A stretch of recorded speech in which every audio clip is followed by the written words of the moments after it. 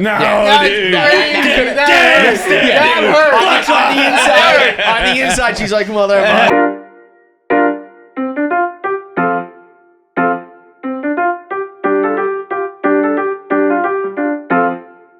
It's another edition of KFC Radio on the Barstool Sports Network. It is hot rodent summer, John. Oh, I saw this yesterday. Sexy rat. Sexy rat is in. Okay. Gen Z has decided that they're the women of Gen Z, and I guess the gay guys of Gen Z have decided that sexy rodents is the look for the summer. Okay. And here's the problem. Number one, society does this all the time, where, you know, it was dad bod at first, and it's like, oh, you know, your six pack is only a little bit noticeable. Yeah. You know, you're a size 34 instead of a 32, dad bod. And it's like, I'll show you a real fucking dad bod. You know what I mean? And so the people they're declaring sexy rats. Wait, I don't want to know yet. Okay. I want to guess. Okay, I think you probably can. I want to just hearing sexy rat summer. Mm-hmm. I want to guess the Barstool employees who I think are gonna fuck. And in that case, Marty Mush shouldn't have gotten engaged. Tommy's got some rat-like tendencies. It's basically skinny Italians. Yeah. Pavs, well, I was gonna say that, like, here, let me read. So a couple, you know, blogs have written their descriptions, and I'll tell you what I thought it was. Meek's very rat-like. You know who's a good one? Sass. I think Sass was. Sass is ratty? I think. Well, so here, it's these men tend to have angular facial structures, beady eyes, untidy hair, and are often lankier than the typical Hollywood heartthrob. Oh, I kind of nailed it the first time. It's essentially a lanky man over someone bulky, someone with sunken eyes and pale skin that scurries around instead of walking with a purpose. And then the last one is just saying it's not conventionally hot. It's, you know, Chris Hemsworth is conventionally hot. Maddie Healy is and I was Maddie Healy's incredibly conventionally handsome. So this is the thing. I was gonna say what these people are describing in my experience are Jewish men. Yeah. It might be a little problematic to say that because you're calling them rats, but in my experience, what you're describing is a Jewish guy. The real list that's floating around: Jeremy Allen White, Barry Cohegan, and Timothy Chalamet. Like, I'm making a video right now. I'm like showing pictures of Jeremy Allen White when he's doing the Iron Claw. And I'm like, this is the rodent, the sexy little rat. He's fucking jacked and handsome as fuck. You know? So, like, they did this.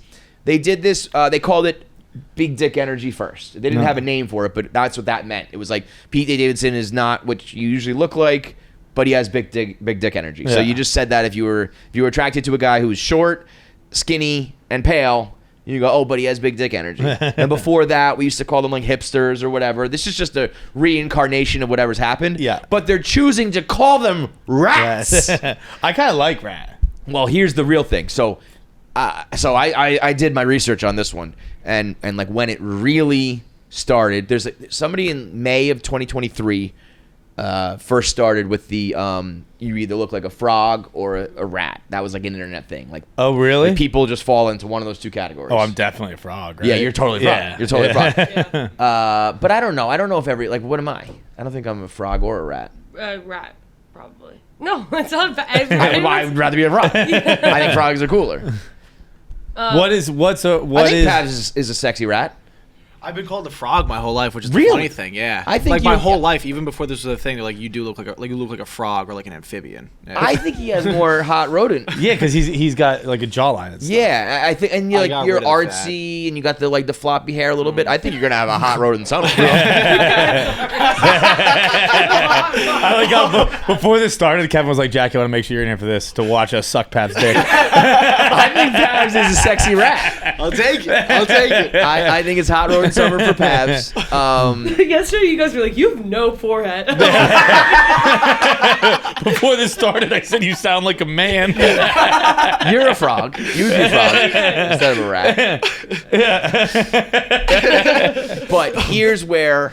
So these I take umbrage with a little bit because, like, you know, you're just naming, like, these guys who are... It's basically you're not, like, hulked up, you know? But even some of these guys are. So, Yeah. But when it really started to go was when that Zendaya movie came out, Challengers. Pull up those guys. Neither of those guys do it for me. No, but... Josh O'Connor I and am Jake completely limp right now. These motherfuckers look the like picture, yeah. rats. Yeah. Like no, these like guys. when because when the list was out, I named those 3 A-listers, right? And then it said Josh O'Connor and Mike Feist, and I was like, who are those guys? And I googled them, and I was like, they are fucking rodents. Yeah. So and that movie obviously was about like threesomes and fucking and stuff. Not So a very good movie, by the way. I could have told you that. I don't know why people liked it so. It I was coulda fine, told you that but one. it wasn't. I like, watched like the look movie. at that picture Yeah. right there, the 2 of them together though, the third one. Like Yeah. those motherfuckers are rats, you know. But I guess like They could play young Splinter in a live action film. Yes, they really, really could. And it actually is funny that I asked Jackie to come in here because I was gonna say, like, do you find those guys attractive? But we could just do it ourselves. Like, would you have sex with those guys? Those guys don't do it for me. Yeah. Yeah. But Like- I haven't seen the movie, so maybe Like, look at that one Yeah, picture of him no. right there. Yeah, Like, I was just come pulling on, this bro. up Stuart because I Little. saw his glow up, but like he completely rebranded himself for this movie. That's what But he's like, like. that's That's not. a road. That's how he. Look used to at rock. this. Yeah. Yeah. You know who has this a lot though? It's gonna be controversial. Jackie's not gonna agree with me, but Harry Styles has this a lot. I could see that. Harry Styles when he like. No.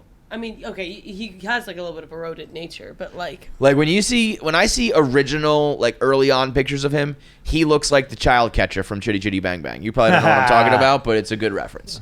And then he like, you know, when he cut his hair a little bit and, you know, probably figured everything out, it's like, okay, yeah, he's hot, but it's mostly that he's like a artsy rock star because the original look is like ratty hair. Yeah. But that's Rat Boy Summer. That's Sexy Rat Summer. Yeah, you know, No. Harry Styles can definitely pass as a for. I can see him fitting in the rodent-like category. But this He's also incredibly goes, handsome, but but you're also a rat.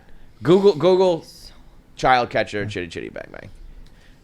You guys probably don't even know. I never even This watched is- that movie. I mean, but he's this guy, conventionally- You never seen this movie? This is this. I've seen it, but I didn't like. It was not like a. I didn't rewatch it a bunch. That's early Harry Styles. In what way? There's pictures of him where he looks like that. I wish I could find my own blog because I had like the perfect side by side where he really looked like that. He had his pointy nose and his ratty hair, and I was like, this guy is the #1 sex icon in the world. But then he cuts his hair and he like, you know, puts on a suit. It really does go. It's crazy how guys can, like, if you get a good haircut, a little bit of a tan, put on a suit, like almost anybody can get hot. You Yeah, know what I mean? oh, for sure. Or at least like, oh, a girl would fuck you. You know? Yeah. Yeah, look at that. I think that's the one. Okay, He but looks you like guys the child catcher. You just typed in Harry Styles ugly. Like everyone. Yeah. But you know, you can't. You type in Chris Hemsworth ugly, see what happens. I think Google breaks. Because that's the other thing. At the end of the day, like you can talk. We did. It's short kings. Everybody's gonna fuck a short king, and that meant like 5'10". Yeah. And dad bod meant like, you know, you're like 190 pounds instead of 180 pounds. So at the end of the day, like these guys, the Brad Pitts, the Hemsworths, are still like king hotness. Yeah. But these fads come in, you know. Well, these fads come in, and it's really I if we could trace them back to where they began, I'm sure it's with women, but it's to justify the fact that they fuck ugly guys because Yes. there just aren't hot guys. Right, you can't get there. There's like You 10 can't get hot guys. You're like, this is just PR marketing for regular guys. Totally. Like, I'm into a dad bod. I like a rat face. Like, it's just what we all look like. We're not. Imagine if you're one of these girls. The last 3 years, you were like, I'm into dad bods, What was it? His dad bod's short king's rat face. Yeah. You're just fucking a fat short guy with a pointy nose. Like that's your type because you can't fuck a Hemsworth, and you gotta spin it as And they all but he sound plays like guitar or he's an actor. They all sound like heroes in a mutant universe. That's the Rat King. The short king and rat face. Yeah. No, but there's something like inherently hot about like a guy with I remember like even in like middle school there was this guy with a lazy eye and all the girls were like, I don't know why, but that lazy eye is doing something for all of us. And like that was the first time I was like, I don't know, like if I was walking around with a lazy eye, you guys would be like, what's you're fucking up ugly. with your like Yeah, listen, I went through that. Well, I just got no forehead and lazy. Yeah, I mean, Riggs went through surgery to get rid of his. One of the cheapest Barstool moves of all time. You can't change the thing like that. That's the thing we make fun of you for. You're not allowed to do that. But I didn't think you were going to say lazy eye because I think that is definitively ugly. But I do think with women, there's something attractive about at least the appearance that you don't care about your appearance. Even though these guys do, it's like. Yeah. Oh, I just like have like greasy hair and Yeah. I'm pale and I have like sunken eyes and I don't care. Whereas like Hemsworth is like, perfect hair, tanned up, muscled up, like this other guy, like the Matty Healy. Like there's a reason why Taylor Swift was like, I'm gonna dump my like hoity-toity boyfriend and go fuck like this, bad boy sort of thing. Yeah. It's really all comes down to like the bad boy thing. It's tough for men. Like there are never any of these for chicks. Like because women are beautiful. There's never like, oh, it's fat girl summer. Like no. Yeah. Is there any rodent looking women around? That's really what I'm into for the next 3 months. Give me a hairy broad for this season. Because we have the option to have sex with beautiful people. Yeah. Women just don't have the option. Yep. It really is true. Guess I'm gonna go slum it in the gutters, find me a rat king. It's so funny that they're calling them rats and rodents. It's like definitively the most like, that's like such an insult, really. Like you look like a fucking rat. And now it's like you look like a rat. My newest obsession is type in CEO of Lux Club. He's so hot. What's Lux Club? Lux Club is like the Jewish dating app. So like the fact that I could call never. it Lux? I thought you said Lux at first. Lux Club. He's so. He's definitely rat boy. No, he's like just conventionally attractive. I mean, no, but he's got a a rat look to him. I think he kind of looks like Fugman. Oh yeah, yeah, I could see that. Who? Alex Bennett's baby daddy. Yeah. Oh. Yeah, that's a good point. He looks just like him. I mean, I haven't seen a ton of Fugman. What's that guy's name? Fugman? I think so. At least, right? Yeah. I thought that was like a character here. Fugman. I said that watching a quick aside the Minahan Barstool New York basketball game yesterday. Oh fuck! I missed that. It was like How'd it go? We dominated. It was like I think like the final score we won by like 11, but I had it on mute. Did Dana Beers destroy Coleman? I had it on mute, so Coleman was running that mouth. From what I saw, Marty was the star of the game. But again, I didn't hear commentary. I was kind of just watching while paying attention to something else. But towards the end, I finally got it off mute and was watching. And it's funny listening to commentary where it was like, oh, and here goes Beanbag. And I'm like, who the fuck is named Beanbag? And they're like, great shot from Marty Mush. I'm like, that's right, my good pal. Everybody's name is fucking stupid here. So, are you down with Rodent Summer? That's not like my type, really. Like, I'm not down with Rodent Summer, but like. You don't like Jews. Yeah, just say it. You're anti-Semitic. I really don't like saying that. You don't like Italians. No, I just said that the Lux Club CEO was my type. Yeah, that's true. You can't call her anti-Semitic if she likes. No, I think it's more like the artsy. The $1 billion Jewish guy who runs that dating app. I think it's more like the arts. Like I just don't think an artsy guy would even want me. Like I'm not. Again, we have to put the clarifying statement out there that Jackie went on a date with a homeless man, so it's not like her standards really matter. Homeless girl summer.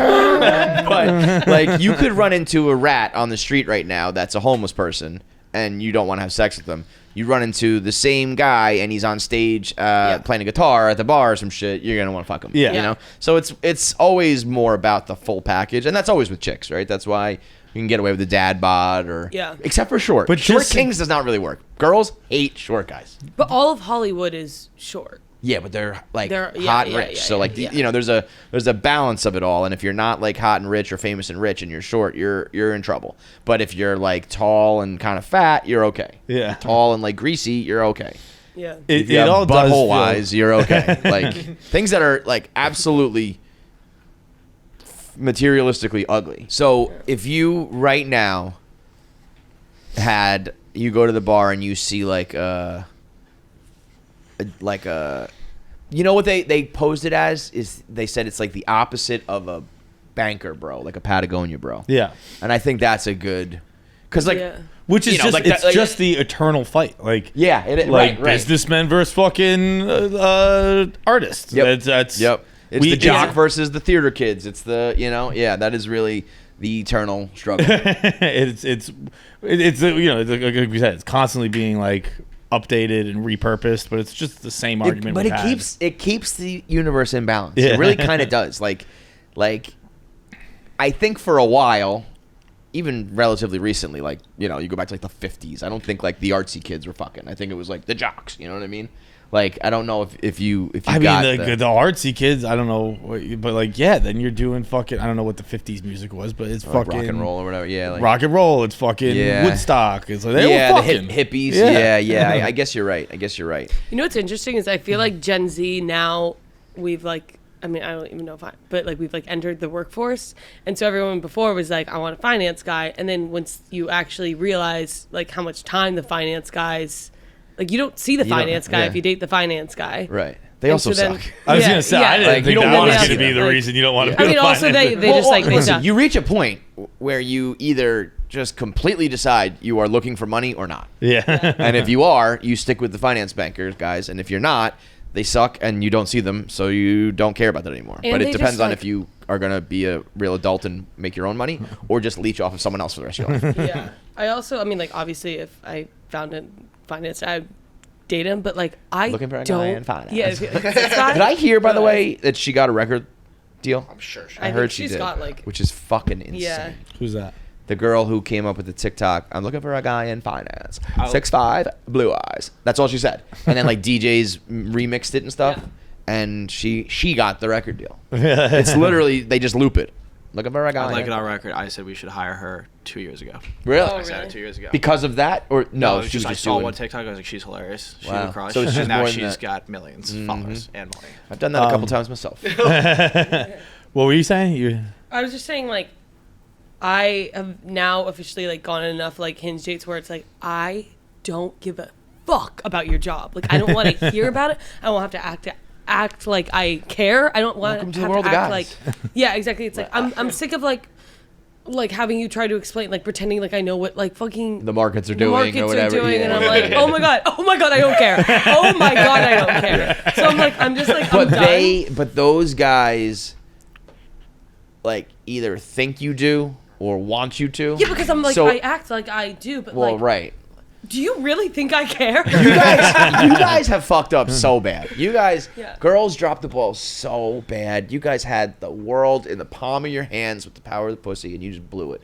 Dating apps, you just fuck everybody, and you listen to them babble about their jobs. You got to stop fucking these guys. Like, if a guy sucks, don't bang him. And it'll all change really quickly, I promise you. Yeah. If Yeah. all like the finance guys didn't get laid, they would stop being finance guys because it sucks. You do work like 100-hour work weeks, but you're like, I'm gonna go out to like the club in New York City and all these girls are gonna suck my dick. If that stopped happening, you would probably just get like a fucking artsy job. You know, be like, I'm a janitor, but I play in a band. Oh, you'll suck my dick? Cool. Like, just stop doing it. I don't think I have asked the question to girls just because it's like. That's how you have conversation. I have never, ever cared about a girl's job in my whole fucking life. Unemployed, fine. You know, you're a kindergarten teacher, fine. You work in PR because you all work in PR, fine. Like, I don't care. Every girl, I'm in PR marketing. How is that possible?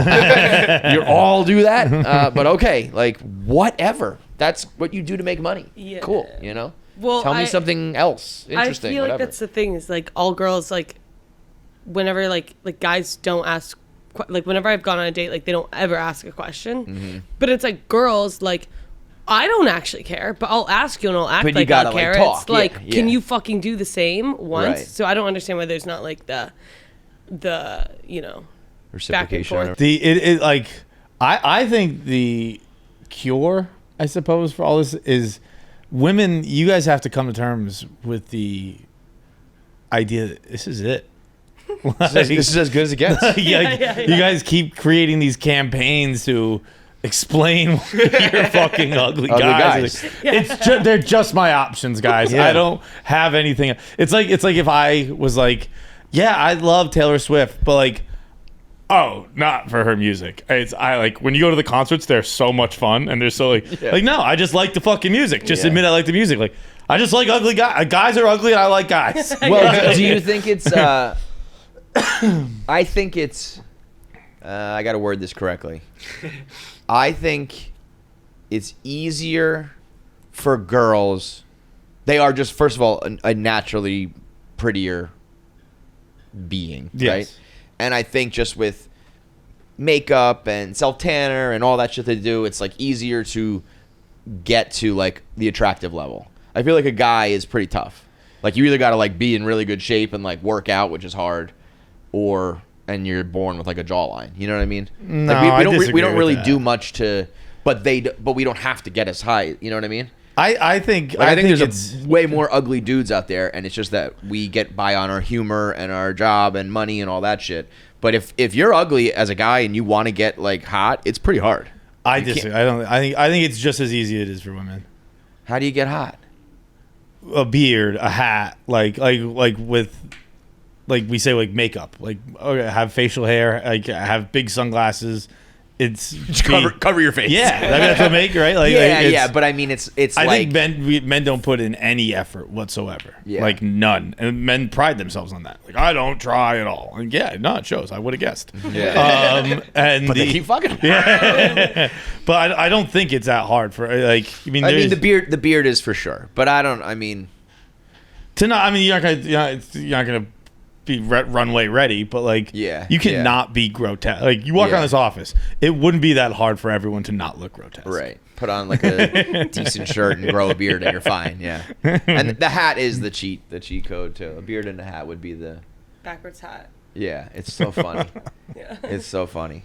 It's hard though. You can't wear a backwards hat like All the time. yeah, You gotta or be- at a certain age too. It's like you look ridiculous. But like whenever like a guy wears a backwards hat, I'm like, why don't you just do that all the time? I know, but because you look like a child. You know what I mean? Like, oh my god. It's so weird. little boy summer for Jackie. That literally last night, Jackie. They were turning their hats around. I had to tell them to put it on forward. and a fucking mouthful of big league chew. God. I'm taking that out. You guys don't even know how much I take out of me. You're right. We don't. How like per episode do you take out? Because like when Did you put the it's only forehead stuff in? Yeah, I kept that in, but like all the nipple stuff out. Like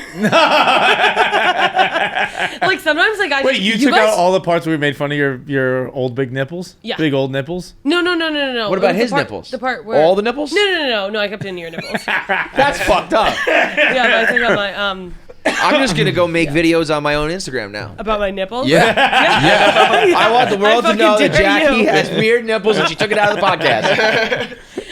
Yeah. So because you guys don't understand like the pain and torture that it is to have to edit yourself. Yeah. And so sometimes I just go, I can't do it today, and I just take it. I don't even listen. I just cut it, old clump. and I just take it out. So when we get out of here and we're like, man, Jackie was great that episode. It comes out and People don't even know I produce this episode. They're like, Jackie wasn't even in the episode. What are you guys talking about? I go, who's Jackie? what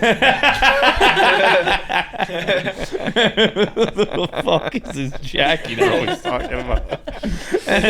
Somebody said that the other day when I announced Steve was a part of the gang. They were like, it should have been Jackie.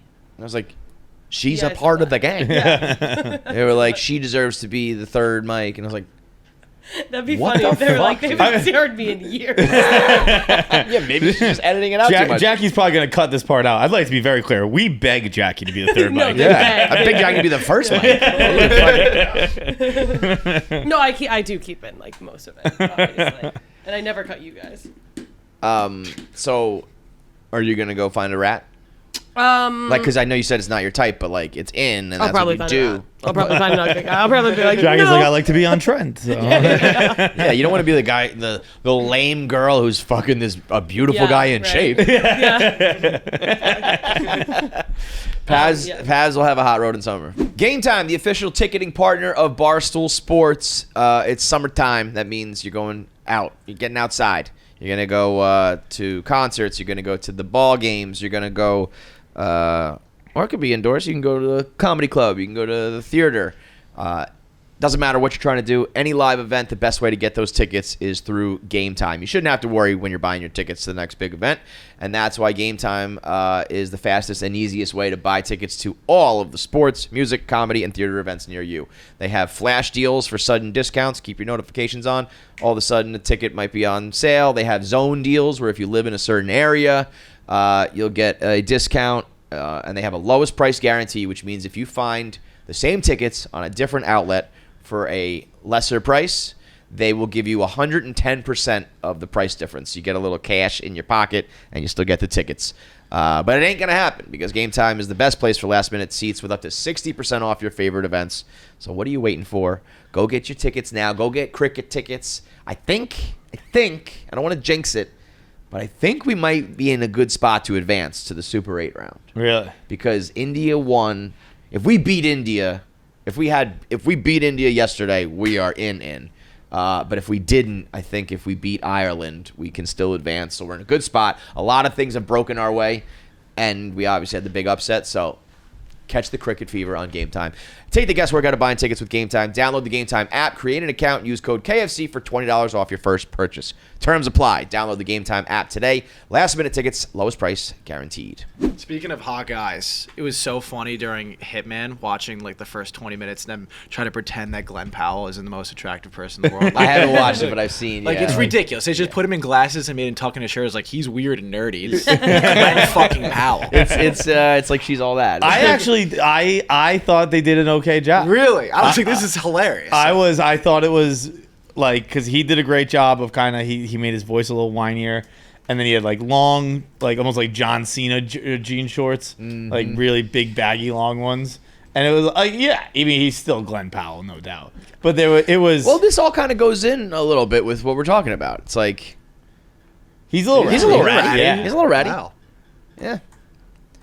It's the nose. It's really about the nose. He's very attractive. The woman in this movie. Ridiculous. Who is Holy it? God. Oh, that girl.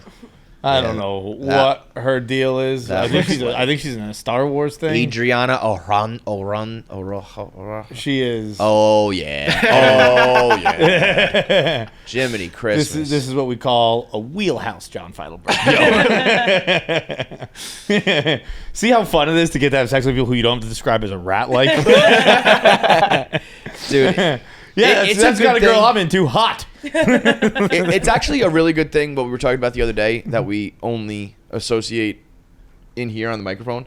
Because if we were out together, we would be fighting for these girls. Because your wheelhouse and my wheelhouse is a complete intersecting Venn diagram. We would be like Drake and all these rappers who fuck all the same girls. We'd be fighting all the time. This girl is unbelievable. Is she dating Momoa? That It makes looks sense. like it. I'm sure. They actually. Oh yeah. Momoa is sitting at home going, I don't look like a rat. Yeah. Oh, fuck. Oh, I look like a traditionally handsome guy. This stinks. I'm a superhero. Nobody wants that. Oh yeah. A Puerto Rican she lawyer. just divorced her husband. Or Yeah, they she got did. divorced. Yeah, she did. Yeah. Oh no, they separated. They were just boyfriend, girlfriend. No, I'm sure she broke up with him and started, dating. Yeah, Momoa. There we go. Yep, there it is. 2024. Months before going, Dude, I'm sure whoever this Puerto Rican, oh, that's him? Okay, never mind. I do feel bad for him. He looks like a rat. So this guy, Puerto Rican lawyer, looks like Mr. Bean, looks like a rat, and he lands Got this a girl. mean 3 head on him. Bro,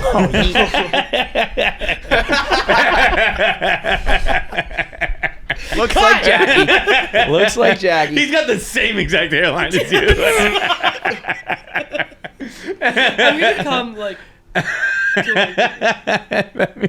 Look at that. It's just a perfect arc. It just goes from eyebrow tip to eyebrow tip. The eyebrows are also unreal. But this guy, like, I'm sure he's very smart and wealthy and all that shit, but like he lands this girl.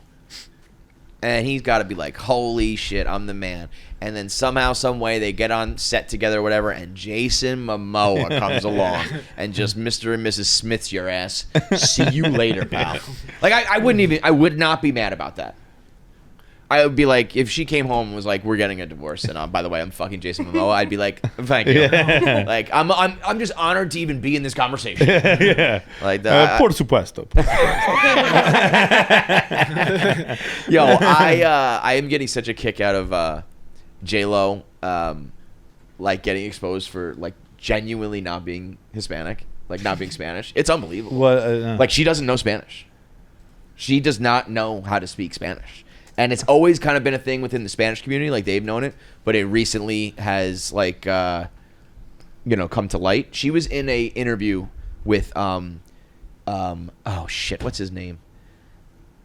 The black guy from This Is Us, J.K. something Sterling, J.K. Sterling, whatever his name is. I know. Yeah, it's not Donald Sterling, but he's an American fiction. It's a three letters or whatever. Yeah. So he's just like a black guy. Something K. Sterling, Ronald K. Sterling. Yes, maybe? that guy.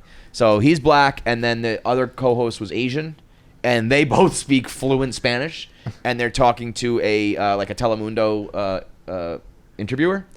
And they're like, like speaking like crazy. And then J-Lo's doing the interview, and she's like, ¿Cómo se dice, And like the guys are looking at her like, you don't know any of the words? Like, what? I mean, and Ben Affleck knows like more Spanish. I was going to say, doesn't Ben Affleck speak fluent Spanish? Yeah, like he speaks more Spanish than she does. And like, I always thought it was like, whatever. Sterling K. Brown. That's what it is. I was saying J.K. Sterling.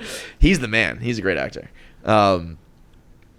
But he's the highlight of American Fiction, which is a great movie, but he's so fucking funny in it. He's so good in that. That was my favorite performance of the year. He was awesome. What's the main character's name? What's that called? American Fiction? Oh, it's great. What was it about?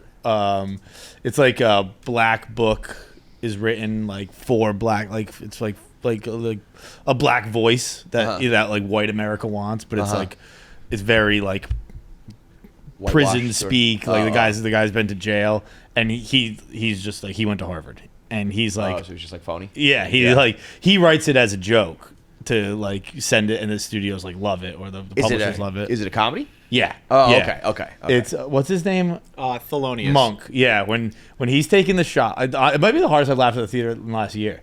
When he's taking the shot by the car, and Monk's you're taking a shot at 8 a.m. and he's still got the nip in his mouth. He's like, I'm not flying the fucking plane, Monk. He's the guy from Westworld, right? Yeah. He's a good actor too. Mm-hmm. I'm not flying the fucking plane, Monk. That's funny. He's so good. Imagine being J-Lo. She made a like documentary about herself and just exposed herself. Not even herself, Ben Affleck. Right, all of it. I haven't seen it, but I've read in the thing where he's kind of giving statements like, yeah, I thought it was the most beautiful love story never told, but seems like you're kind of just telling it.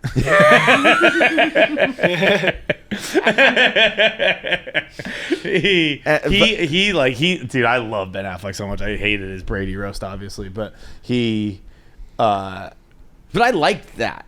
What that he was that just, it was so bad. Yeah. Like I would love nothing more. My number one white whale in the world right now would be to do an interview with Ben Affleck and just talk openly about that and just be like, what the fuck happened there, man? But he like it was like they were backstage and everyone was talking and he thought, oh, you guys are doing jokes? Yeah. Oh, you're not doing like a diatribe about American fans and the way they treat their yeah, we'll draw players? simple up for you quick. No. I'm good. Oh, you guys have had a team of writers doing this for 6 months? I'm just gonna wing it. Yeah, it should work out. And I don't think there's that many people watching, right? But like, she like went back to the Bronx and was like, this is where I used to get like ham and cheese on a roll with orange drink. Like, if you're from the Bronx, you know what I mean, orange drink. And everyone was like, what are you talking about? I saw that one, but I also saw a lot of people being like, I know exactly what she's talking about. I guess so, but the way she said it was like, it was something that was like, whatever. Either way, a lot of it was just like, you're not. I mean, she canceled her tour. Yeah. J-Lo did the Super Bowl like 4 years ago. Was it that with her and Shakira in Miami? Yeah, right? That was like 4 or 5 years ago. Like, she is, in my mind, was like one of the biggest stars because she had like the bilingual shit and like global music, acting, all of it. And now, like, she flat out had to cancel a tour. That's like, to lose it like that, she's going to be suicidal. That doesn't really happen that often, where you're that big and you lose it like overnight. Because she tried to do a tour for her album, but nobody gave a fuck about this new album. So then they quietly changed it to like, this is a Eras tour, like a legacy tour. Oh, they probably should have loudly did that. Like, you're going to come see all of J-Lo's hits. And that didn't work. And they just canceled them all. And she's like, I'm spending time with my family. It's like, fuck off. Last episode, I was talking about how much I'm rewatching season 1 of House of the Dragon. And I was like, how was I on Team Black? Yeah. These guys are fucking horrible. And one episode later, I was like, fuck Team Green. Now I remember why. But the bottom line is, everybody in Game of Thrones is a piece of shit. They are all just horrible people. And they are all just doing terrible things, and it makes for some very good entertainment. House of the Dragon is back this Sunday, 9 o'clock on Max. It's great. Rewatching it for the second time, it's even better than I remembered. It's pretty intense, and there are some real hateable characters and some really strong storylines. And so I'm hoping that we're back to, like, you know, we have another several seasons of true Game of Thrones content. House Targaryen is divided. The kingdom must choose a king. The Queen Rhaenyra is being sent to exile. There's two sides to it, just like there's two sides to every story. And both of them really do have different claims and different things you can understand. And they all got dragons. So it is the true Game of Thrones experience. House of the Dragon, Season 2. Pick a side, green or black, and let the good times roll. It's 9 p.m. on Max. You don't want to be missing the show that everyone's talking about on Monday morning. So watch your Sunday night, Season 2. Hot D, June 16th, 9 p.m. on Max. What was that? Did you slap? I have that on video. Did you slap him?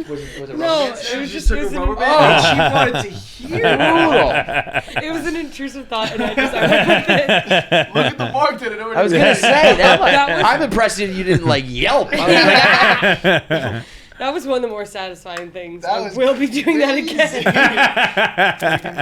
Jackie has so little regard for other people's lives. She will throw shit at your face. She will hurt you. She will harm you. I had that literally last time I was in Chicago. There, like, someone was like putting up a banner or something like that, like on their, you know, they have like that railing that overlooks the court.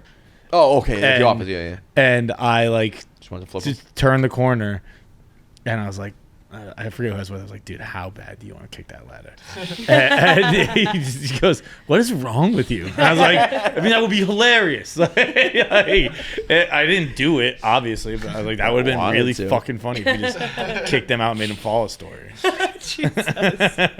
You're like, what? You're sick too. Do that. Dude, look at that. Oh my God. I can't Drama. believe you didn't make that. You know what? All right, put it on. Yeah. Put it on. My turn. Put it on, tough guy. You guys Do it the full way. You guys tell me what's acceptable. That's where it was. That's what it looked like to me. It was. That didn't hurt at all. I was gonna say she Yes, wore that. at all. Like, you didn't do it as good. It didn't have the same. Something didn't happen. Hang on, we have to really hurt Jackie. Why didn't that work? What the fuck? One more time. You have to put it on the ground. Okay. Yeah. You gotta hold your arm down. She's a freak though. She's not gonna react no matter what. No, dude. On the inside, she's like, motherfucker. No. I'm just not a little bitch. Did you see Kai Cenat last night? No. I mean, I know I saw he's with Kevin Hart and Yes, we did one with Kevin Hart, did one with Druski, and then he did it together. Yeah. 700,000 people were watching. 700,000. And I can't figure out if this is real or not. I think it's real. And the internet, I think, is treating it as real. Kevin Hart called LeBron, FaceTime LeBron. And he answers, and he's like, "What's up, mate?" And he says the N-word. And Druski's like, "LeBron says?" He's like, "You say LeBron says that?" And like, and Kevin Hart's being like, I'm on live right now. And he's like, "You're on the internet?" Or he's like, "No, I'm on a live stream right now." And you hear like the voice go like, "Oh shit!" And the whole time Druski's going, "LeBron says," and he's just saying it over and over again. And I mean, was there ever any doubt? I always assumed that LeBron said the yes, N-word. but I don't think I don't think we ever like heard it really. Yeah. You know, where would you have seen that or heard that? But to be so shocked, like I could see it thinking, "Whoa, I haven't heard that." But I wouldn't be shocked. It was so funny. And Cenat's going, "LeBron James." Like, they're just clowning, and Kevin Hart's looking at him going, "Do you know how many people are watching this right now? 700,000 people." It's almost being like, these kids have almost 1 million people watching. Yeah. And then they had every other streamer watching their stream. So now there's videos of them being green screened with their stream in the background, with these streamers like their cutout, all reacting to like when they turn the camera and it's LeBron, and they're all just like going crazy. It is. I think the whole streaming thing is so awesome. Look, all these guys on the bottom, they're all other streamers just reacting to when Kevin Hart pulls up LeBron. And I think probably those guys were all doing like hundreds of thousands, you know. But they just had like a straight up sleepover. They were wrestling. They ate the hot chip. Kevin Hart fell asleep first. They poured a bucket of water on him. They literally had a little sleepover, and I think it looks so much fun. It looks so great. Look, watch this. Kevin Hart, he keeps dancing. These two just start wrestling. The table's falling over. He's doing like dropping elbows on him. They brought Roll Tide Willie in. I mean, Kevin Hart is a billionaire, and he's like, "I'll go sleep over at that kid's house." But doesn't that make more sense than billionaires who don't act like that? Agreed. I think that's why Kevin Hart is like the savviest guy in the world. But yeah, it is, I'm going to go do fun stuff. Right. Fun stuff. And I think he very much recognizes the value of like Cenat is just like a. But even that, I hate dude when from like the that, Bronx who's, like attaching that kind of stuff to it. Because like maybe that's why, but like, and I'm not speaking to why Kevin Hart does, but like I would do it because it's fun. Fun, yeah. It's like, should we have sleepovers, bro? Yeah. I really would do it. I mean, they fucking crush these guys with buckets of water. It's unbelievable. I would do that in a heartbeat. Have you guys come over, sober sleepover? They did it. Play some video games. Nick did it the other day. Right. Not the other day. Recently. I think the world. I mean, to me, I don't know about you. When I was a kid, that was like the funnest thing. Sleepovers. Like, this is the best. We're gonna stay up all night. We're gonna fuck around.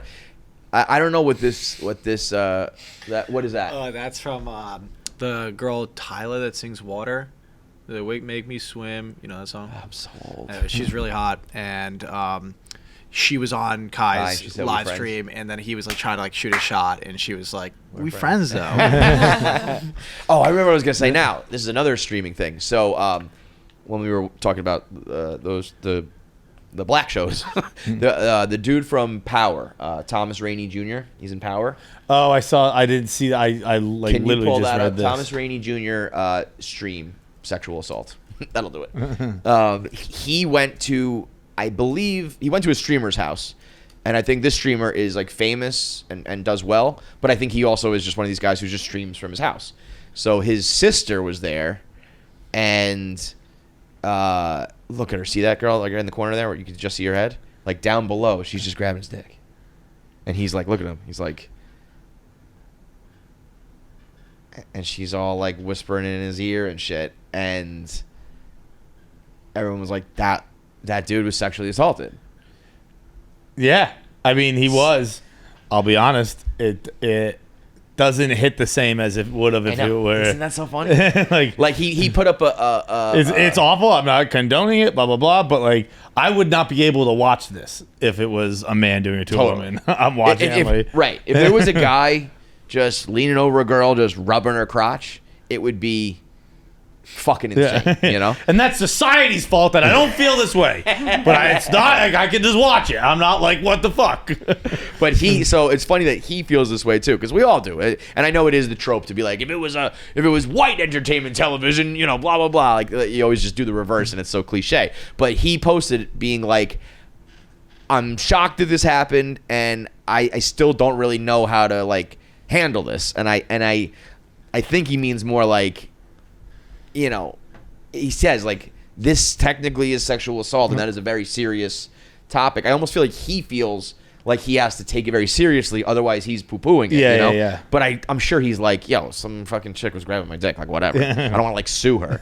But then the brother, or the guy, the streamer, posted about his sister and was like, I'm shocked and disgusted by my sister's behavior. I don't know what she was thinking. Whatever Thomas Rainey wants to do, like, I will understand. Like, if you want to sue my family, whatever. But I mean, you got to handle it that way, because otherwise you look like you're. But the facts of the matter is, it's insanely different. Yeah. It's insanely. I mean, that guy could have been like, "Shut up, man! My sister was grabbing your dick," and you would have got away with it. You know? He's obviously handling it the right way, but he could have gone the other direction, and people probably would have been like, whatever." But I mean, that dude was just. He was like, "Oh." I think I always remember a time I was guest bartending, and I took a picture with the stoolie and her husband, and she washboarded me. Yeah, right on the front. Yeah. Like, she was like, before the picture, she was like, can I just do this for a minute? And I was just standing there, and I was like, what the fuck is happening? Like, it went on so long. Too long. That, like, I started looking around, and meanwhile, my balls are still getting jiggled. And I was just like, all right, I guess we take the picture now. Dude, imagine a guy just being like, let me just rub your clit real quick. All right, take the picture. I was like, well, hang on, let me get hard first. A little bit longer. I'm almost there. I don't even want to come. I just want you to not feel my fucking limp dick. Oh, man. Let me have a shot of, what was the drink they drank? The Red Sox drank. What? It's a Jamaican, not a Jamaican, Dominican. To get your dick Mama hard? Wana, yeah. Ma'am? Now, she does know Puerto Rican drinks to get you hard. Let's do some voicemails. Let's do it. Mama Juan? Yeah, Mama. Why do you know what it is? Yeah. Because you asked me to get it one time. Okay, I remember that. And I Yeah. thought you were talking I remember about that. marijuana. Yeah. Oh, yeah. Right. I was like, I got Didn't you send me? I sent you like a whole like menu of Yeah. I don't know why I wanted the Mama Juana, but yeah, Jackie just sent back I texted her, like, can you find weed, some right? Mama Juana? Yeah. Yeah. And she sent back just a drug dealer's menu. She's like, what do you want? No. Gangster, bro. Jackie's the plug. Yeah. How's it going, guys? This is our boy. So I've been thinking a lot about the viral clip of the lady in the Edmonton Oilers crowd who flashed her titties and went super viral. What's like the male equivalent of that? If they pan to me in the crowd, It's the beer chug. there's no chance I'm going viral because I don't have titties to dump out. Yeah. What's the male equivalent of going viral for flashing your titties? First of all, shout out to the Chickless guys. You see they tracked her down? Yeah. Yeah, that was great. Did you watch it? Biz asking if they're real. Is So are they good. real or fake? Is that rude to ask? And like she is obviously now embracing it, going on Chicklets, but in the beginning she was not happy about it. I mean, you can't really be upset about this. Yeah, but she was trying to get it taken off the internet, and she was like worried about it. So it was a little bit like uneasy to be like, so are those real or not? It's also insane, and they were the biggest tits of all time. Yeah. We know. The equivalent isn't it's not the beer chug, because the beer chug's so common. Well, I should say it used to be. Yeah. Probably about 2 to 3 years ago, if you chugged a beer on the Jumbotron or whatever, it was viral. It was awesome. You were cool. You instantly had like street cred. Now it is like everybody does that. Yeah. So I think it's pretending to suck your friend's dick. that's a good one. Imagine that. You're like on camera. or making your friend, like just grabbing your friend's head. Yeah, that we need somebody to do that. Who would do that? Who's big enough to be on the Jumbotron? DeStefano would do that. Get DeStefano at some New York event and just there really is not much you can do as a guy. Then you just helicopter your dick. Yeah. Yeah, well, it's kind of like what we were just talking about. It's not allowed, okay this is if I take my piece out. Yep. You're gonna be like, that's insane. You know what did I watch It's playful the other day? to have some nice Western Canadian titties up there. I watched something the other day, and there was a hard dick in it, and I was pretty surprised by that because there's a lot of cock. Did you watch A Man in Full? No, what's that? That's the show with the final scene I was describing, where the guy takes the towel off. It's a hard day. No, yeah. Yeah, but it was something else, or maybe that's what maybe I'm just mixing it up, and we were talking about that. But there's a lot of limp dick out there, but you don't see you don't see a hard one. I was like on West Side Highway the other day, and I saw like this guy I used to talk to, and he was reading on West Side Highway, and I was like, all right, slut. Like you're obviously like try you're harder, literally- you fucking whore. Why don't you just take your dick out and put up a sign that says "fuck me"? Yeah, I mean, you're obviously still single. So am I. But. Yeah, I was gonna say Jackie's like running on the West Side Highway. You're both just being Like sluts. sports bra. Yeah, right. Were you saying something else about that? Or just Nope. That was no? it. All right. No, it was good. I That was just a thought. good- I'm just in terms All of right, like slut. guys, like the guys being slutty. Yeah. And girls being right. Right, like if almost a guys girl's being reading a slutty book, is it's like no big deal. A guy's reading a book. Or It's like like a girl's you are. flashing her tits, a guy reading on the. Yeah, that's That is, but like the difference in that, it's like you have to show us your nips, and a guy, if he's just reading a book, it's like, oh my god, we gotta fuck this guy. Depends on if he looks like a rat. Next up, Hey guys, I'm a huge fan. So have you ever had something happen to you that you're like, there's no way anyone's ever gonna believe this? Like, but it's so insane that like you like couldn't have made it up. My sister says the story, like if she didn't know me, she would never believe this story. Last May 2023, my cat passed away. Like she woke me up in the middle of the night. She's really old. I knew it was happening, so I laid with her while she passed. Jesus. And I was trying to find a place to go get her cremated because I wasn't going to go dig a hole. And I finally found like the SPCA. I had to call them when they opened. She died at like 5 a.m. They opened at like 12. So I called them. They were like, okay, you can bring her in at 2. And I was like, okay. So I take her there. I filled all the paperwork, pass her over, walk outside. There's this really cute dog out there. And I'm just like, oh, that's a really cute dog. Like, just walking in my car. The volunteer's like, oh, yeah, like, he's really cute. Like, he's up for adoption. This dog, and she's like, this dog had his tongue out, super happy. Walks this dog closer to me. Like, I wasn't trying to pet it or anything. This dog instantly attacks me, grabs onto my arm.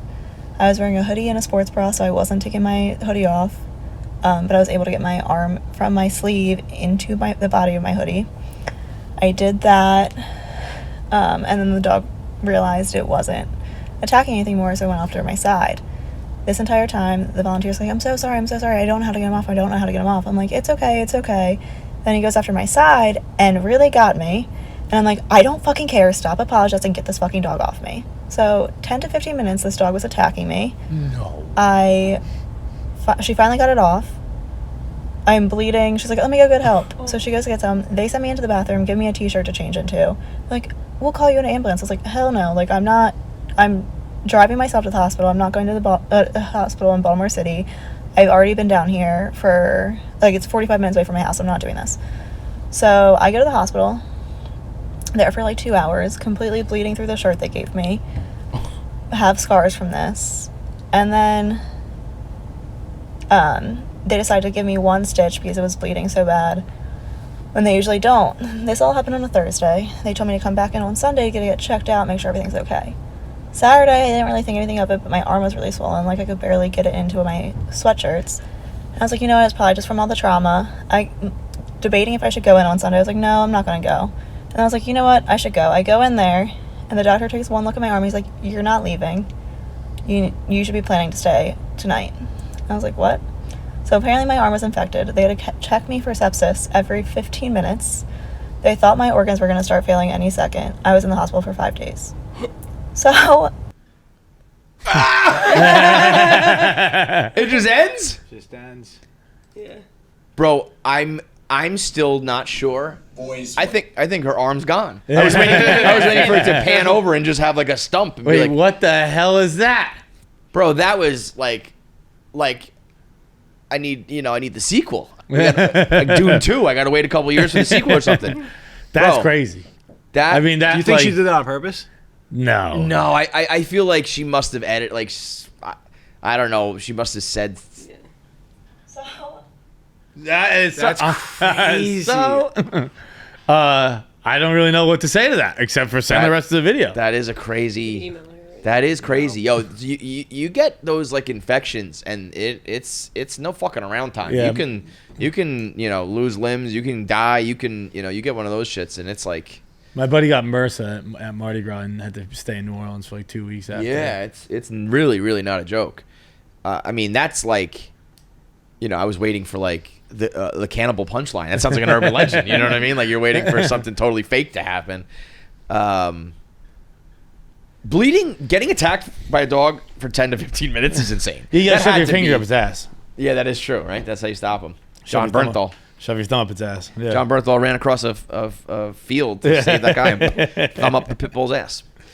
I love when I've heard that described, they're like, that's the way to get dogs to stop attacking. That's the way to get anything to stop attacking. If a human's beating somebody up and you stick a finger up their ass, they're going to stop for a second. I promise you that.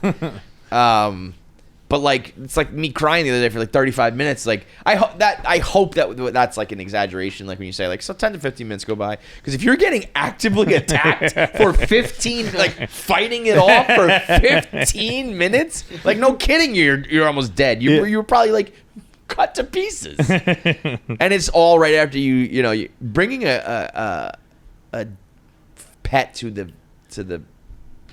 get cremated is wild. I guess my parents did that for me.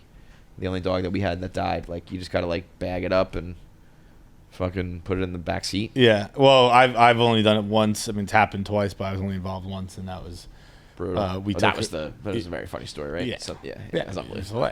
hilarious. It was really funny. Yeah. Do you want a group cremation? It's like, no, we cannot Holocaust my dog. Lump them in with the other ones. Just have an option. A group cremation is post 1940 is crazy. What is it like? And actually, you save like $10. I honestly think it was like the same price. Right. It wasn't a jarring difference at all. No, my dog's dead body gets its own flames. Thank you very much.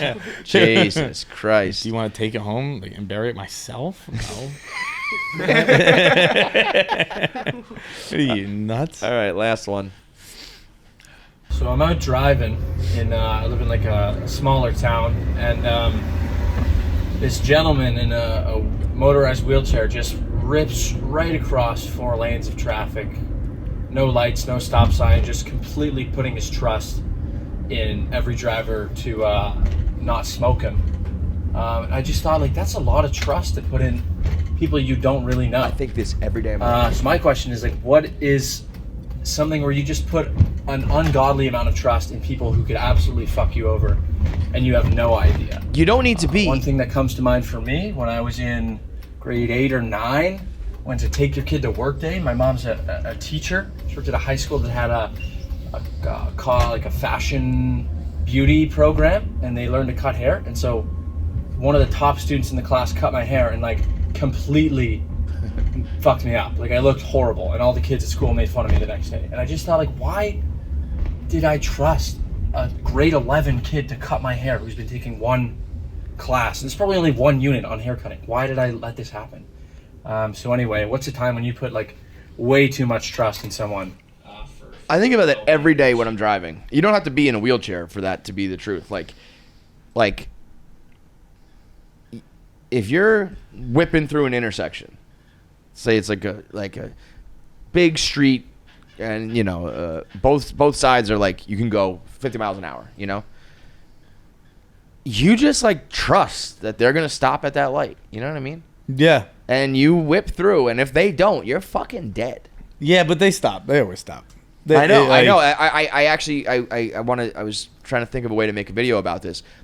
You could make the argument that the red light, green light system is like the most, like it's humankind's greatest collaborative like effort. Yeah. There are murderers and rapists that stop at red lights, that stop at stop signs. Well, like I gotta yield. Like you have the right of way. I'm gonna go. I'm on my way to rape someone, but they'll follow the rules because otherwise it's like, well, then society falls apart. Come on. Crazy. But like, I had a buddy who I used to live with him when we lived in Boston, and he just like he did not care about yellow lights, red lights. Like that person's an anarchist. He would not as a driver, as a pedestrian or as a bike. One time we got drunk and then we decided to city bike or whatever they were called in Boston to Fenway. We're like, let's go catch the game. He didn't hit the brakes once. Like we lived in the south end at the time, not far, but not right near Fenway either, and. So it's probably like a 20-minute, 15-minute bike ride, and he didn't stop at a single light. And he would go through everyone and go, "Whee!" And he would wave his hand like that, like you can't see me. And I was like, "Dude, you have to chill." And he goes, "They're gonna stop every time," and they did. He was right. Yeah. It's kind of one of those things where like it's like the pull-out method. Like it works until it doesn't. It doesn't, right? And when it doesn't, you're in a lot of trouble. Dude, I saw a rocket on a city bike today in her like work gear, and it just threw me for such a loop.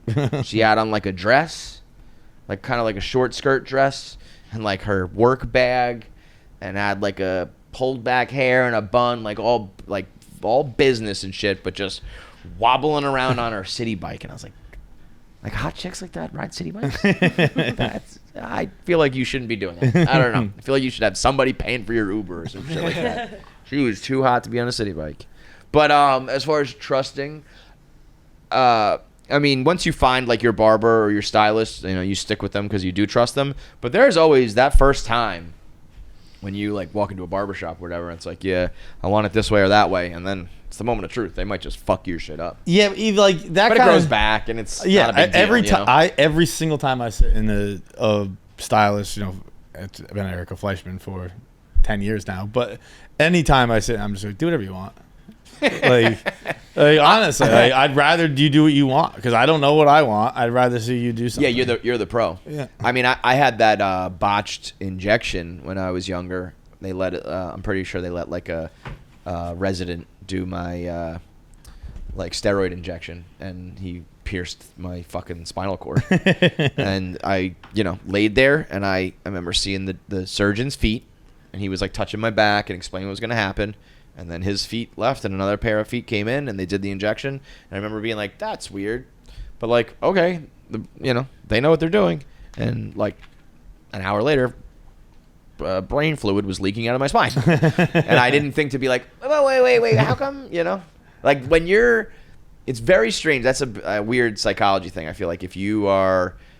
This happens, you wouldn't know this, but like I think a lot of people when they get massages are very hesitant to be like, don't do it that way, like change this, do that. Yeah. They'll just let you like grind it or hurt it or whatever, or you let them cut your hair however you want. When you're in that position of like they have the power or they're the expert or whatever, I think most humans just like shut down. Yeah. Like, whatever happens. Whatever. I might die, but okay. But even like letting a surgeon operate on you, it's like, I don't know, you got the fucking thing on the wall and said you went to school.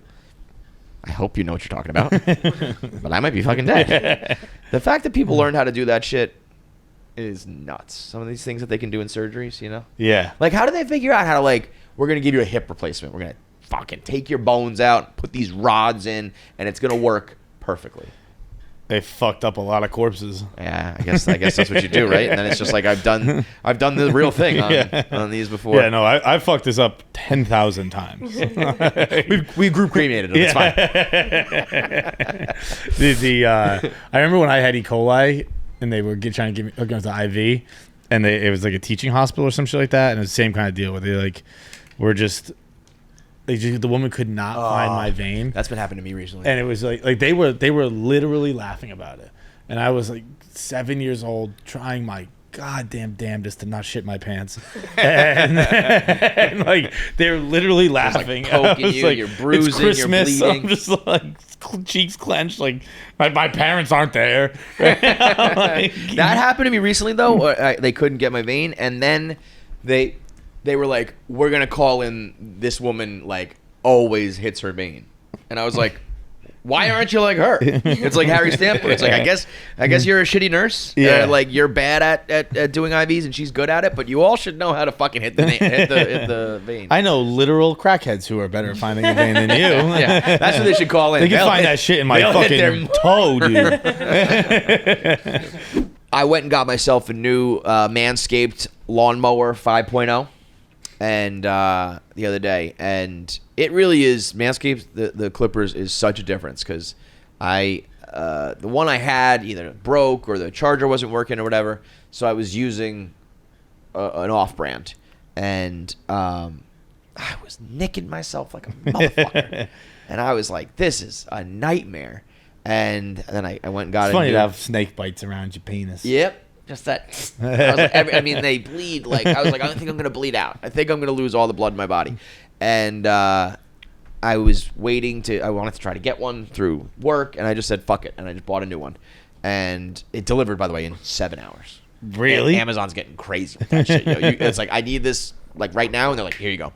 And so I got the lawnmower 5.0 out, and it's one of those things where it's like, how different can it be? Very different. It's very, very different. Whatever they use, it's not like metal. It's like plastic or whatever it is that does the trimming. And so you can just jam that thing anywhere you want, and you're not getting cut.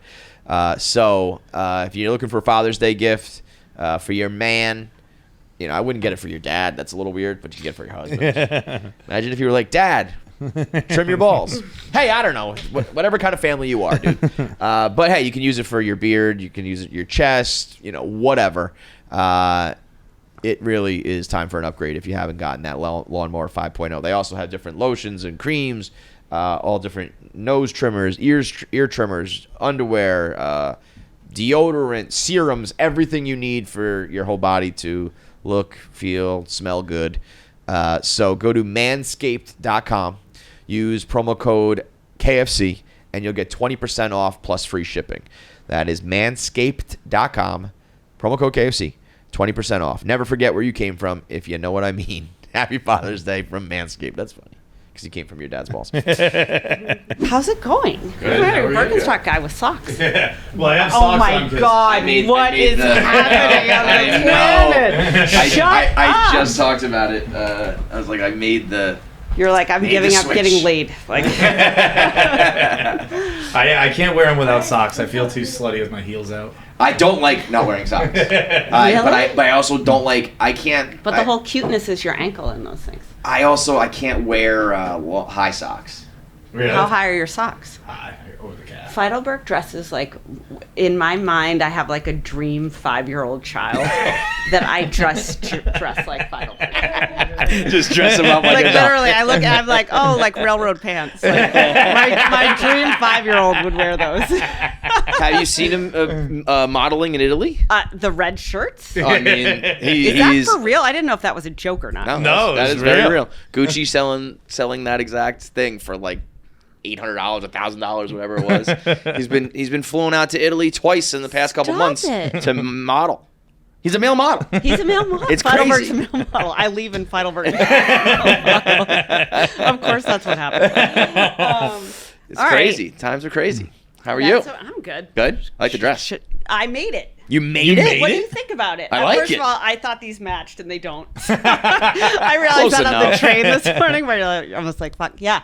It's like my dream. I went to Africa, and I found these ladies who make dresses, and I was like, hey, if I sketch something on a piece of paper, and No I leave way. it with you, can you make them? And then they made them. That's No way. sick. That's Yeah. awesome. Every couple months, I was like, can I have another dress? Yeah. Yeah, you And went then I'm so like, I'm throwing away my money, and it's gonna get like my card is gonna get stolen, and that's it. sure. And then the dresses show up. I'm so happy. I think my car got stolen, and I just haven't fixed it.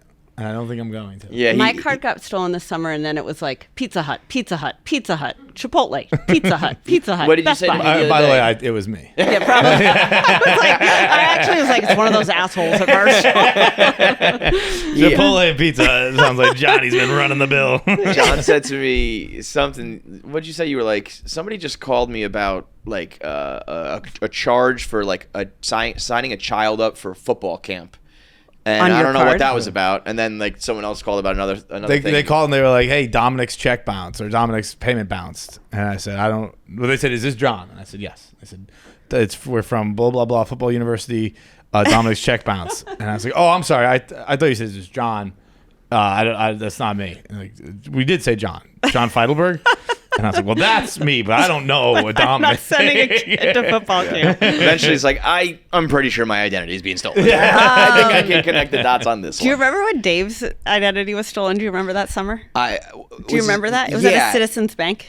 Yes. Yeah. What happened? It was very there? random. It was A large black man stole his Yes. identity. Really? You don't remember this? No. Yes, I do remember that now. And I think at the time the Barstool bank account was connected to Dave's. Still connected. I didn't get to it in time. The Barstool bank account was connected to Dave's.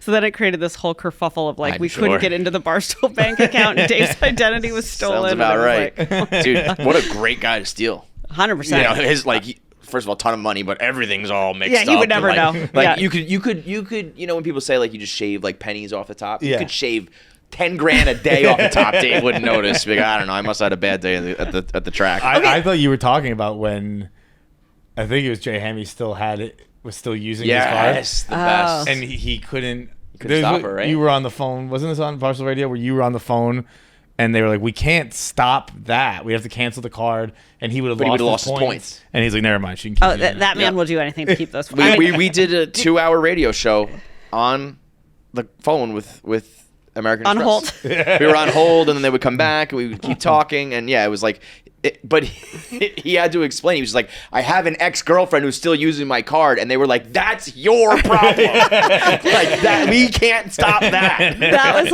in the beginning. Peter Chernin was on the board of American Express, and for some reason, we were tagged into his account, and I put everything on the Amex card. I mean, Yeah. and he would be like, "Hey, Mrs. Chernin went to the Bergdorf's today, Barney's, and couldn't buy anything. Can you pay down the Barstool card?"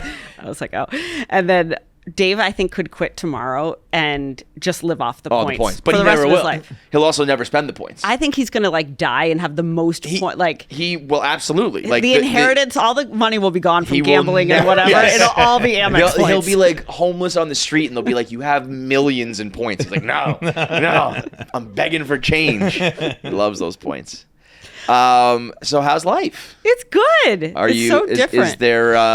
So you went on your kind of find yourself journey in Africa. Yeah, I went to right? Africa. Then I Right. took a job.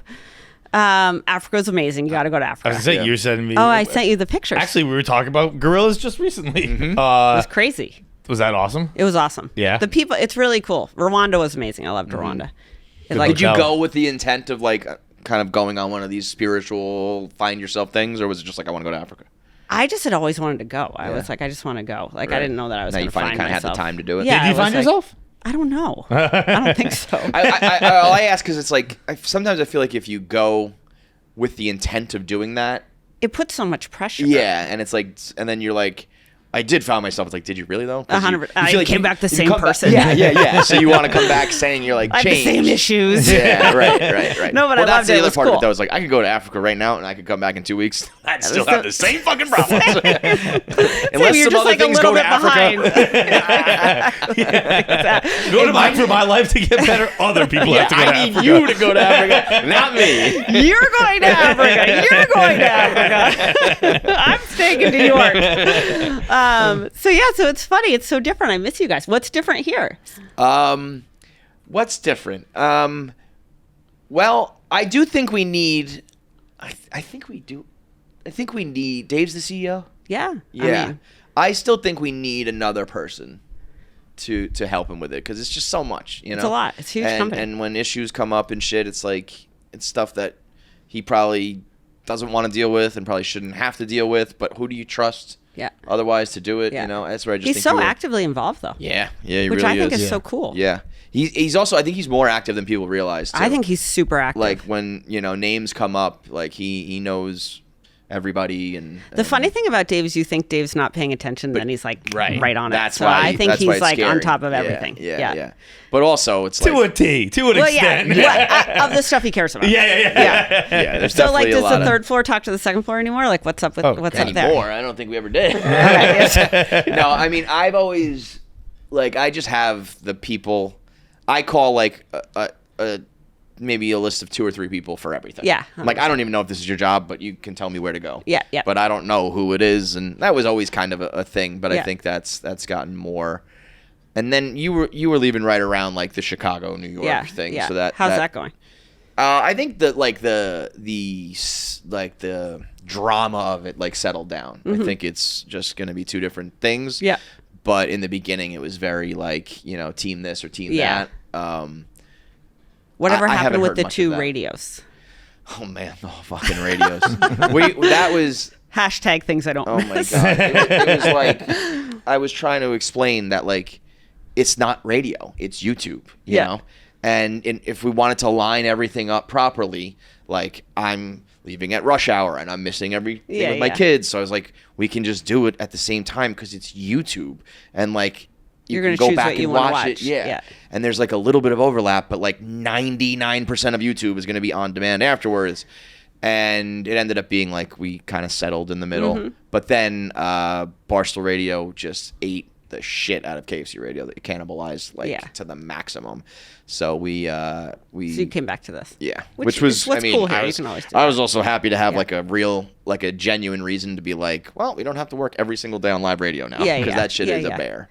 Oh my gosh, But- I got an email from a radio company that was like, would Dave Portnoy and Kevin Clancy want to reenact or resurrect Barstool Radio 7 days or 5 days a week, 2 hours? And I was like, I don't even know what the number would be. I literally I would said be that. more I was willing to like, do it, but I think Dave would. It would probably have to be $500 million. it would I'm not have to even be. kidding. I I really think literally it would be said the $500 same thing, and I was million. like, we also went down that road with your company. You offered us equity, and I just don't think that's going to cut it for 10 hours a week. Yeah, he wanted no part of that anymore.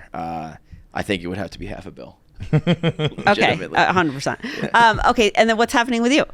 Me? Male model. Same old Are you still shit. doing the Newport thing, or no? Are you past that? Now you're like, I do Lake Como, or No, I don't. I go to my parents' house. I just go to Westport. I go. I got nothing going on. John is thriving. This is you by living your far best the best life? part of your career. Am I He's become an actor. He's become a model. The sketch show that he does with That's Pabs and these amazing. guys is unbelievable. do you love it? Do I love what? Acting? Yes. Don't you say otherwise. No. You I do.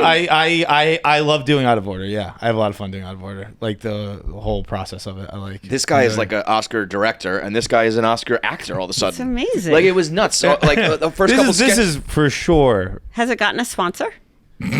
No, sorry. was that a real question? Should I kick you out right now? No, that's kind of a lie. There is. You're working on it, right? We're working on it. Okay. Yeah, we'll see. It gets the automatic it's too risky tag from sales. Yeah. Which drives me crazy. Before they watched it.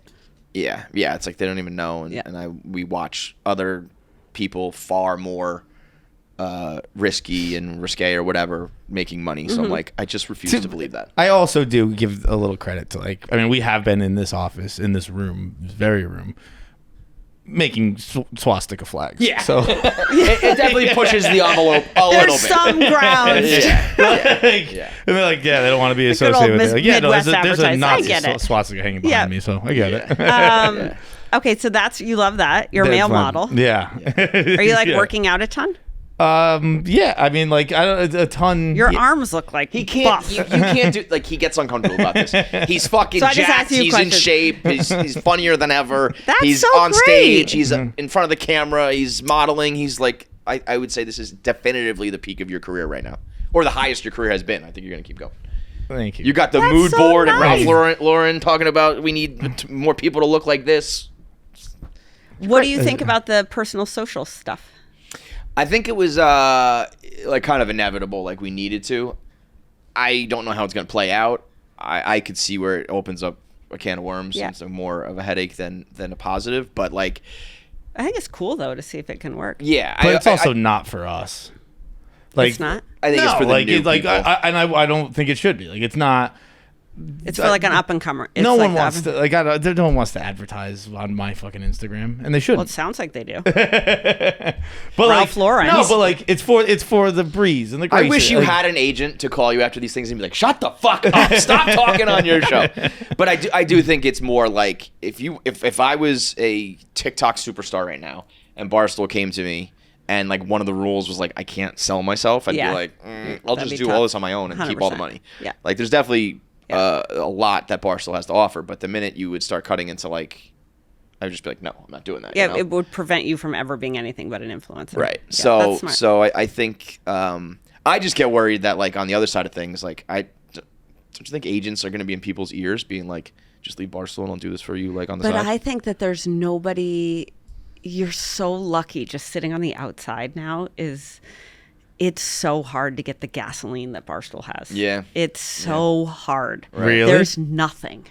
Yeah, there's really There's nothing like it. nothing. But do you need it? Is I feel like the I think question. you need You it. think so? Because Yeah. I feel like there are still just individuals who pop off and they get rich, and it's like I used to think you need a machine behind you, but I think you need a machine more than ever. You said something that I completely agreed with, where you were like, I think people are tired of influencers in the sense that like I every time I see an influencer's ad, I'm just like, I don't like it, I don't believe it, I don't care. Like, I guess there are still so many people who do, but I every time I see someone, I'm like, nope, no chance. See, I think it's just so much saturation. Yeah. And think about how much media you get just from the clips on Barstool Maine. Like, it actually is amazing just for me personally. Like, when I worked at Microsoft and Yahoo, it was a knockdown, drag-out fight every day to be featured on the homepage. Just knocked. And Barstool Maine is the Barstool equivalent of that, Right. which actually circulates so much stuff. Like I think that everything is so derivative now. Like that's why that's actually what I really appreciate having left is just there. It is very original here. Yeah. There's very few stuff that's just derivative or mimicry, and so much of influence is just mimicry. Yeah. I don't think. But Which at I this- think we do here too, though.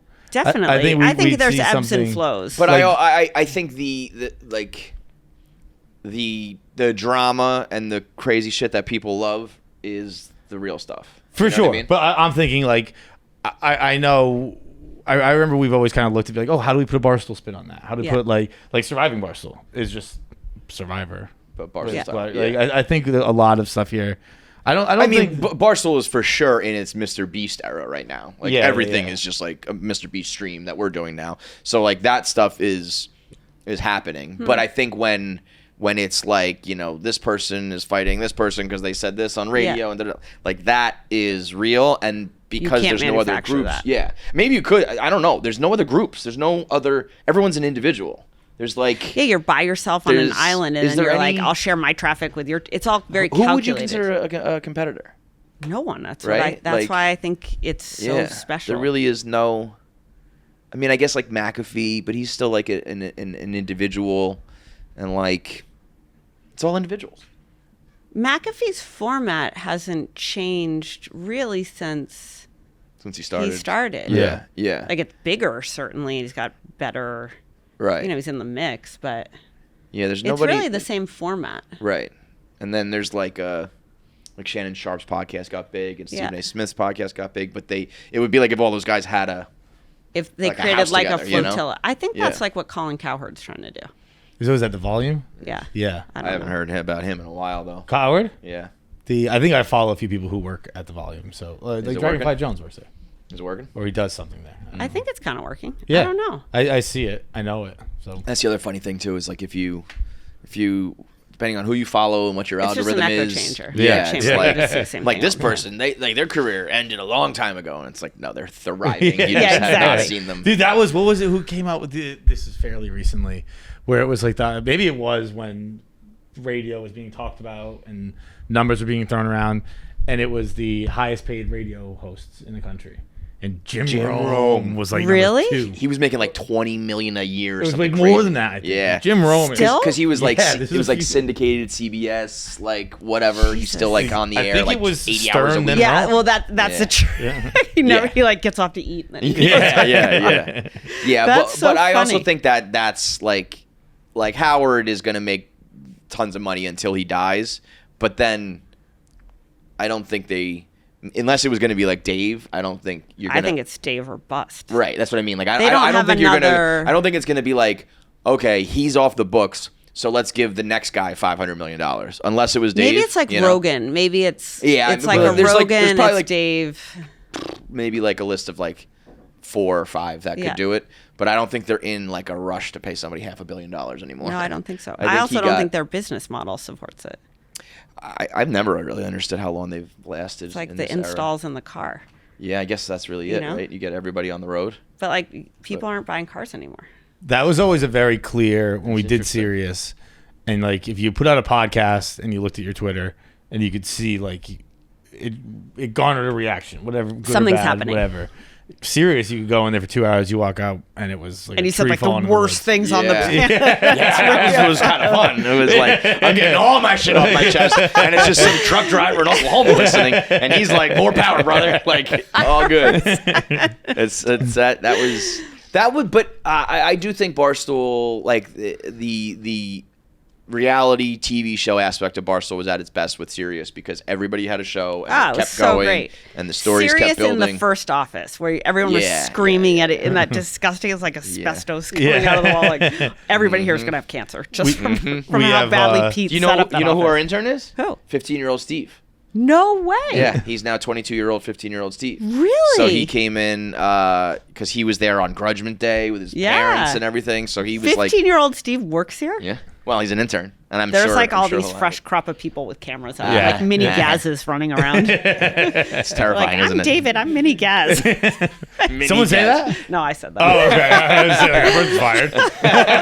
I'm gonna fucking Mini Gaz. Ugh. fell that tree before it gets poisonous. When are you gonna do Surviving Barstool again? Are you gonna do more shows like that? We are not. We didn't make the cut for this season. I think Surviving Barstool will probably be a thing for several years Yeah, to it come. was so cool. I think it was a very big one. Do people still get mad at each other here and fight?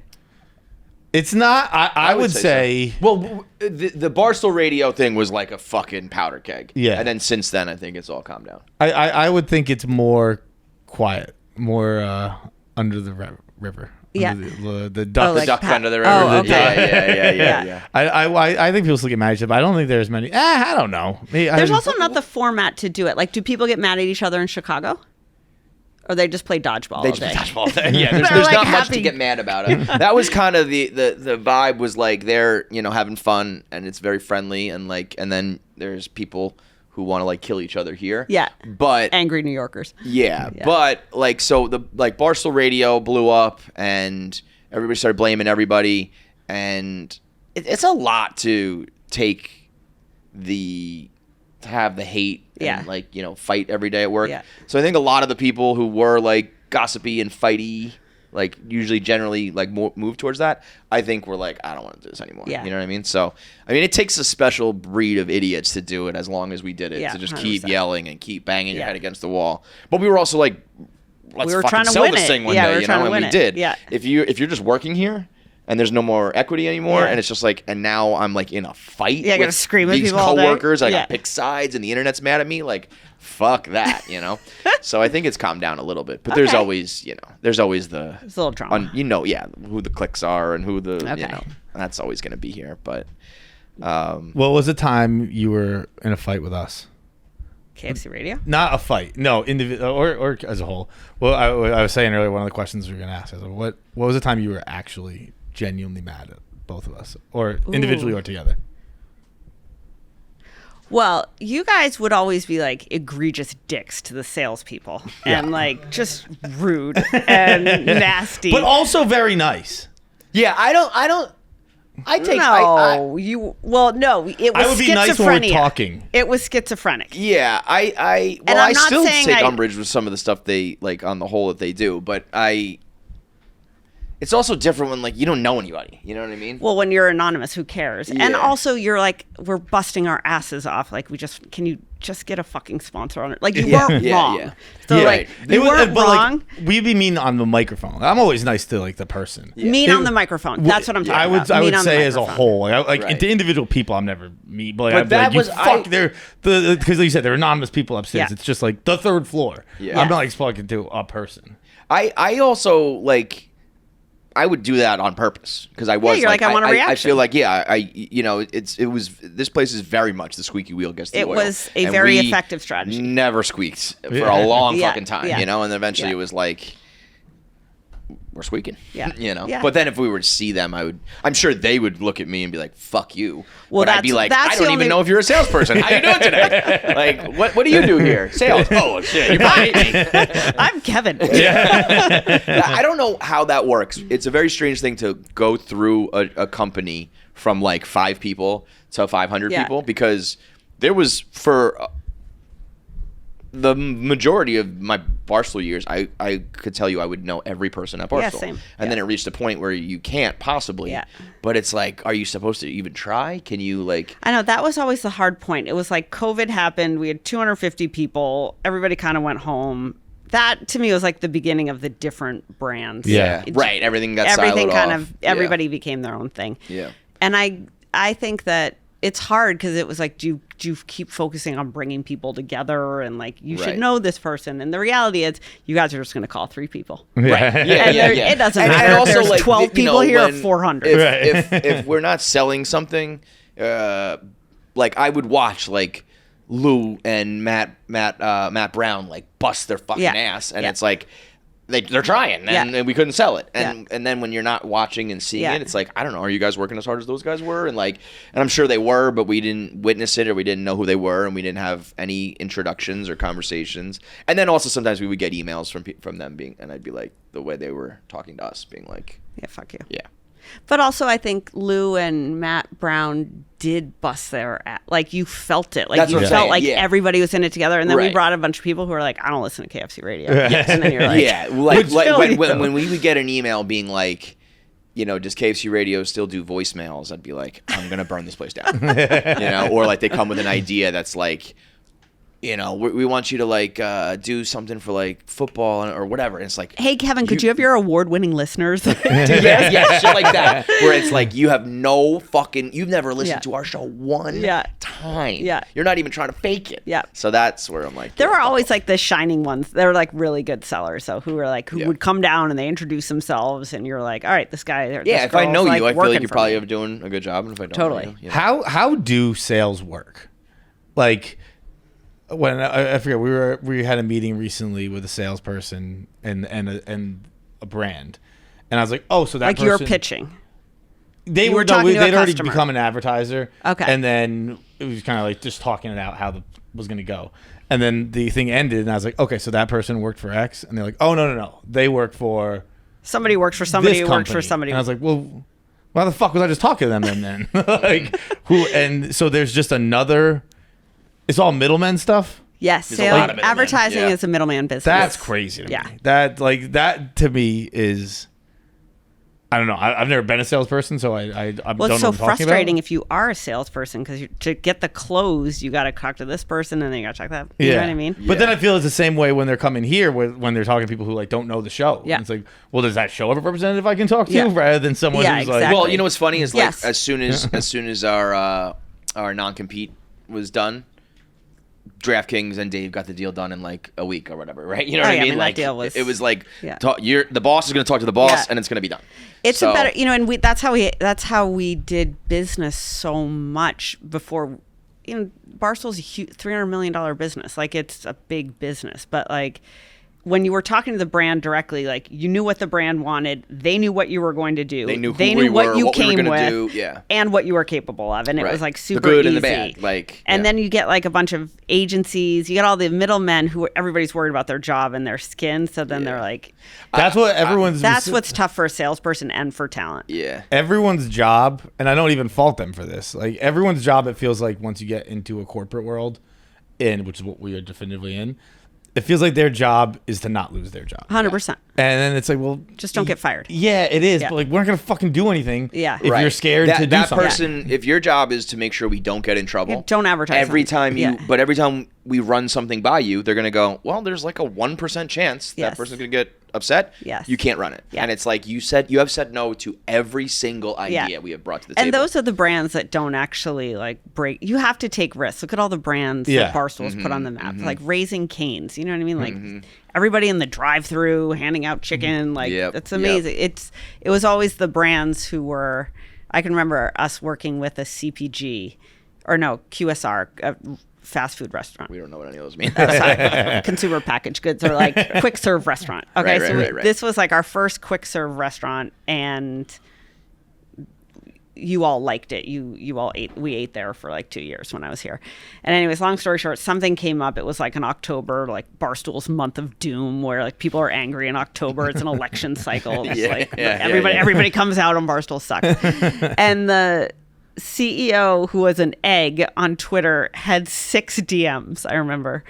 And the agency people were just like, this is unconscionable. It's like 6 this people. rabid audience. And I was like, 6 people? Your That's what you have to CEO's remember, an too. egg on Twitter. Yeah, that's what drives People me are crazy that way. Yeah. Or like I was laughing the other day, I had this memory where, do you remember when Call Her Daddy was new and Alex and Sophia went bananas on Blade? Do you remember this? No. Okay, so like the Alex Uber- and Sophia Uber Blade? wanted a free ride to the Hamptons, and Blade had like a strict no free ride policy, and Alex Cooper just went fucking bananas, and like the daddy gang is shutting you don't down want that. Blade. Right. And I remember I knew one of the guys who worked there, and he was just like, make it stop. And I was like, you don't make the internet stop. You gotta like run with this, and you gotta like, figure out how to twist it to help you. Yeah, like you either gotta, like you made your bed, sleep in it, or you don't make a bed like that pivot again.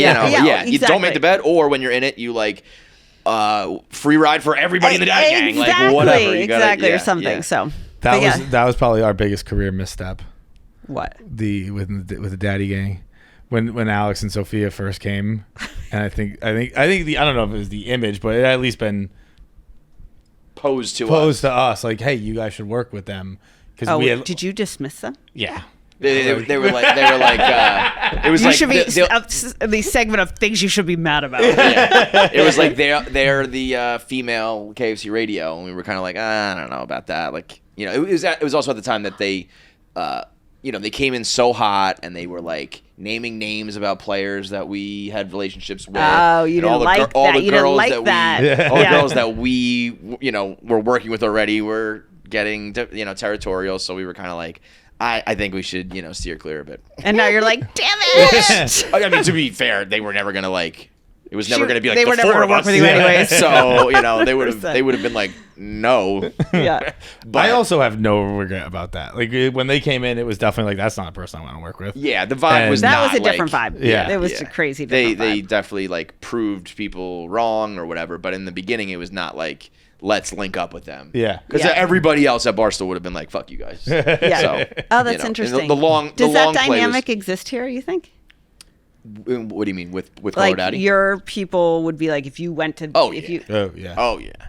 In the beginning, like that's why I still to this day, like, I was wrong because they made like $1 bajillion, but the way they always handled Barstool was kind of what always worried me about it. Do you feel like you have to represent talent outside of do you speak for, do you know what I mean? Like do you have to move in a block?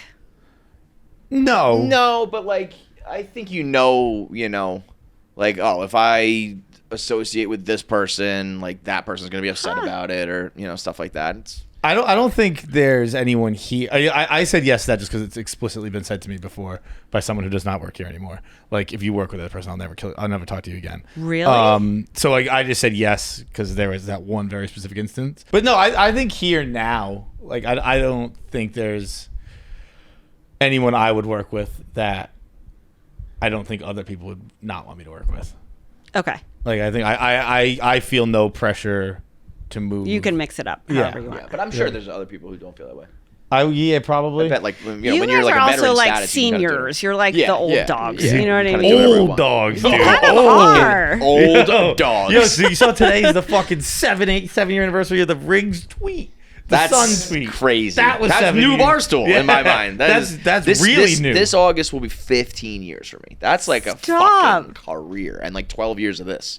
That's like a podcast running for 12 years. I'm like, we should probably end this show. What's the greatest thing you 12 learned? years?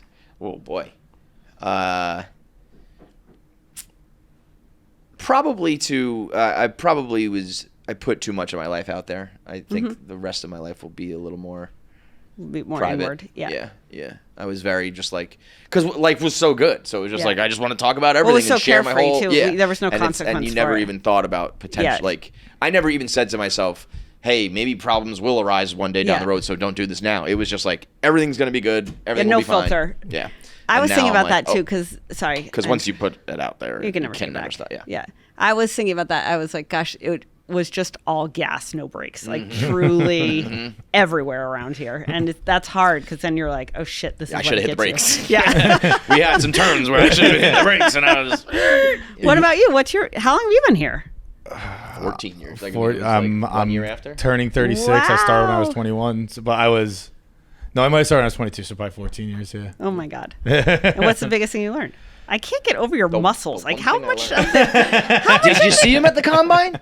No, I'm He sorry. put up 135 45 times. 42 Oh, I 42 actually did see exaggerates. this. But like, how the bar are you was spending flying in hours the in the air. gym? No. Like, I go to the gym. That's just rude. But he goes every single day. I He go goes to the every gym single like day. 5 to 7 hours a week. That's That's a lot. Yeah, he says that like it's I not go a big like deal. one. I go Look like how once a easily day. he did this shit. It was like it was a fake. It was like it was a fake inflatable. Jesus fights. I At don't one think point that's the- me. Oh, who was that? Will? Who was that? The reminds me of bar your was dad. flying. Fights' dad has the. Oh, yeah. Fights' dad is like when I think of an apple body type, just like muscles, like I spinach. say they're like the Feitelbergs were like potato farmers. They're just made of stone. They're statues. It's crazy. Chiseled. Look, here he is. I mean, it was like the easiest thing I've ever seen happen. And Look at then that. he's wearing that like doofy little fashion hat. Like this is why Ralph Lauren This loves was our him. KFC It's era. the future We of finally men. got KFC to sponsor us, and we just hoard ourselves out. Every day was a hat or a shirt or a towel or a this or a that. Oh my God, fights. Okay, sorry. The what was the question? What have you learned? Like, what's your? What have I learned? Or realized? Realized. I would say, I've realized that. I guess actually, I guess kind of with the Call Her Daddy stuff. Like, don't do something you don't want to do just because you think it might work. Yeah. Like, because It like won't. if Call Her Daddy, if none of this was ever like a real thing, but like let's say we did link up, I'd be fucking miserable right now. Yeah. Like I would just do what you wanna I'd be do. fucking miserable because like I'm sure I'd be much more popular. I'm sure. You'd be like, all that "Hey, stuff. Alex Earl, Yeah. like, it's Yeah. time to Yeah. record." Like Right. if you do something you don't want to do because you think it might work, It like, sucks. It might work, and Yeah. that's the worst That's the case scenario. scariest thing of all. I was like, "Fuck, this is too big, and I have to keep doing Yeah. it now." Yeah. Yeah. What What have you learned? From Barstool. Yeah.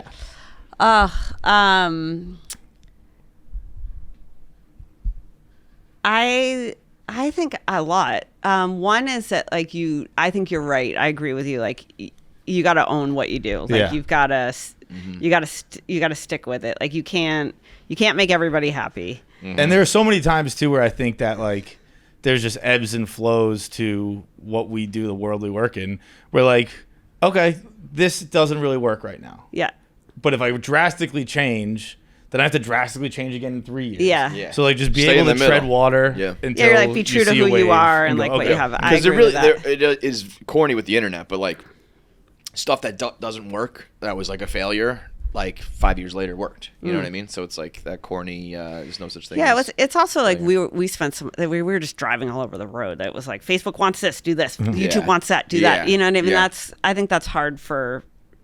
It's easier for people in my shoes, like business people, of like just go where the money Yeah. is and do change that. Yeah, And yeah, you're like, Remember when that Facebook stuff really started, and it was like kind of when you started doing 1 Minute Man, or I don't know if it was called 1 Minute Man at the time, but you were doing it in the T-shirt room, and like we didn't change as much, but other brands like I didn't like Fox fire like every writer, yes, they it was wouldn't like they were know all gone. everything was All the video. writers went away. and then it was.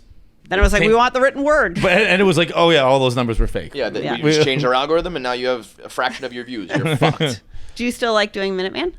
Yeah. 1 minute. I like that. I think that It's a really good format. I have to say, it just works. like not being in this world. The short form, it's good for like it's good for the I don't know if it's good for business. Everyone is very short. You It's can't- good for a consumer. Yes, Yeah. it's good for the consumer. I like the amount of people who tell me like this is how I stay in touch with things. Yeah. I have a kid who's like 15 and I know about this because you Yeah, I talk can about talk to it. my Like kids I like that because kind of of Kevin stuff. Clancy. But like it drives me a little crazy sometimes where it's like the numbers are like astronomical, but it's like you get like an 8-second ad read and Yeah, there's- doesn't add up too much. Yeah, you can't. Why can't did make the your money. Olympic Committee not have Caitlin Clark?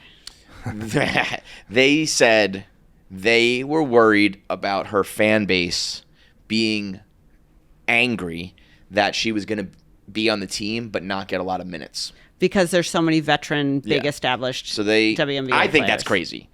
It would have happened probably, but like we're now making up hypothetical situations about Yeah, how her about people's fan fan base bases. might react. Okay, got it. So we're going to keep you on And the she team. was That's classy. crazy. She's She's classy. always been classy. She's never said shit about anything. I actually feel bad for her because like she's never said anything to even rile up her side or Yeah. like she just keeps on playing. But she's even keel. Yeah, she's a probably machine. going home and freaking out and smashing things, but in public, she's just like, doing her thing. She's great. But we were talking about this earlier. It's kind of funny that like that's the reason Like, that her fan like, base is like weird. Like the it has reason. nothing to do with the basketball. Nothing at all. She's Has to do with probably the like, internet. and she never even. She's not like out there on the internet being like Clark Gang, like everybody. You know what I mean? She just happens to have a jillion followers, and now they're the reason Because why she's she's not on the really internet. good at basketball. Yeah. But remember, like we likened it to kind of us back in the day, where Yeah. it was just like we'd have an argument with somebody, and then like maybe it would affect sales, and we would be here thinking like, can the fans stop tweeting this person's a cunt, please?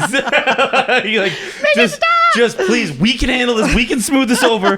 Just please stop for a second. You're proving them right. You're saying everything that our haters and it's just say happening to about it. Caitlin Clark now. Yeah. Oh my god! I had this person come to my my new office, and first of all, I made a really bad fashion choice. I chose this skirt that I realized, like when I got home at the end of the day, was entirely see through. Just terrible, like a tulle skirt. It was disgustingly see through, and I don't have the thighs anymore for like a see through skirt, so it wasn't good.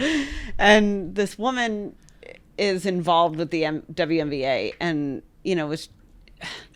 she was kind of complaining about like what's happening with it, and you're reading this a little bit about the players where they're like, oh, like there's paparazzi outside the bus, and I'm like, the fact that I open up the fucking Barstool Sports newsletter and Angel Reese WNBA is number one Yeah. and Caitlin Clark is the second blog. Crazy. Like this is what women's sports have been waiting for Yeah, the this is history your of time. moment. Like, what are you talking I about? know, And I she was like, know. oh, I just don't like the way that Angel Reese talks. And I was like, she's Dennis Rodman. Yeah. Like, let her go. You need a villain and a hero. You need the and- whole thing. Yeah, It's so funny. yeah. I think everyone's just trying to be so virtuous. Yeah, It's so silly. They got what they wanted. I'm like, and this now is it's so a problem. great. Yeah, This is so great. that People is should be crazy. so mad online. You know you're winning. Right. You know? What do you think is the worst thing Barstool did?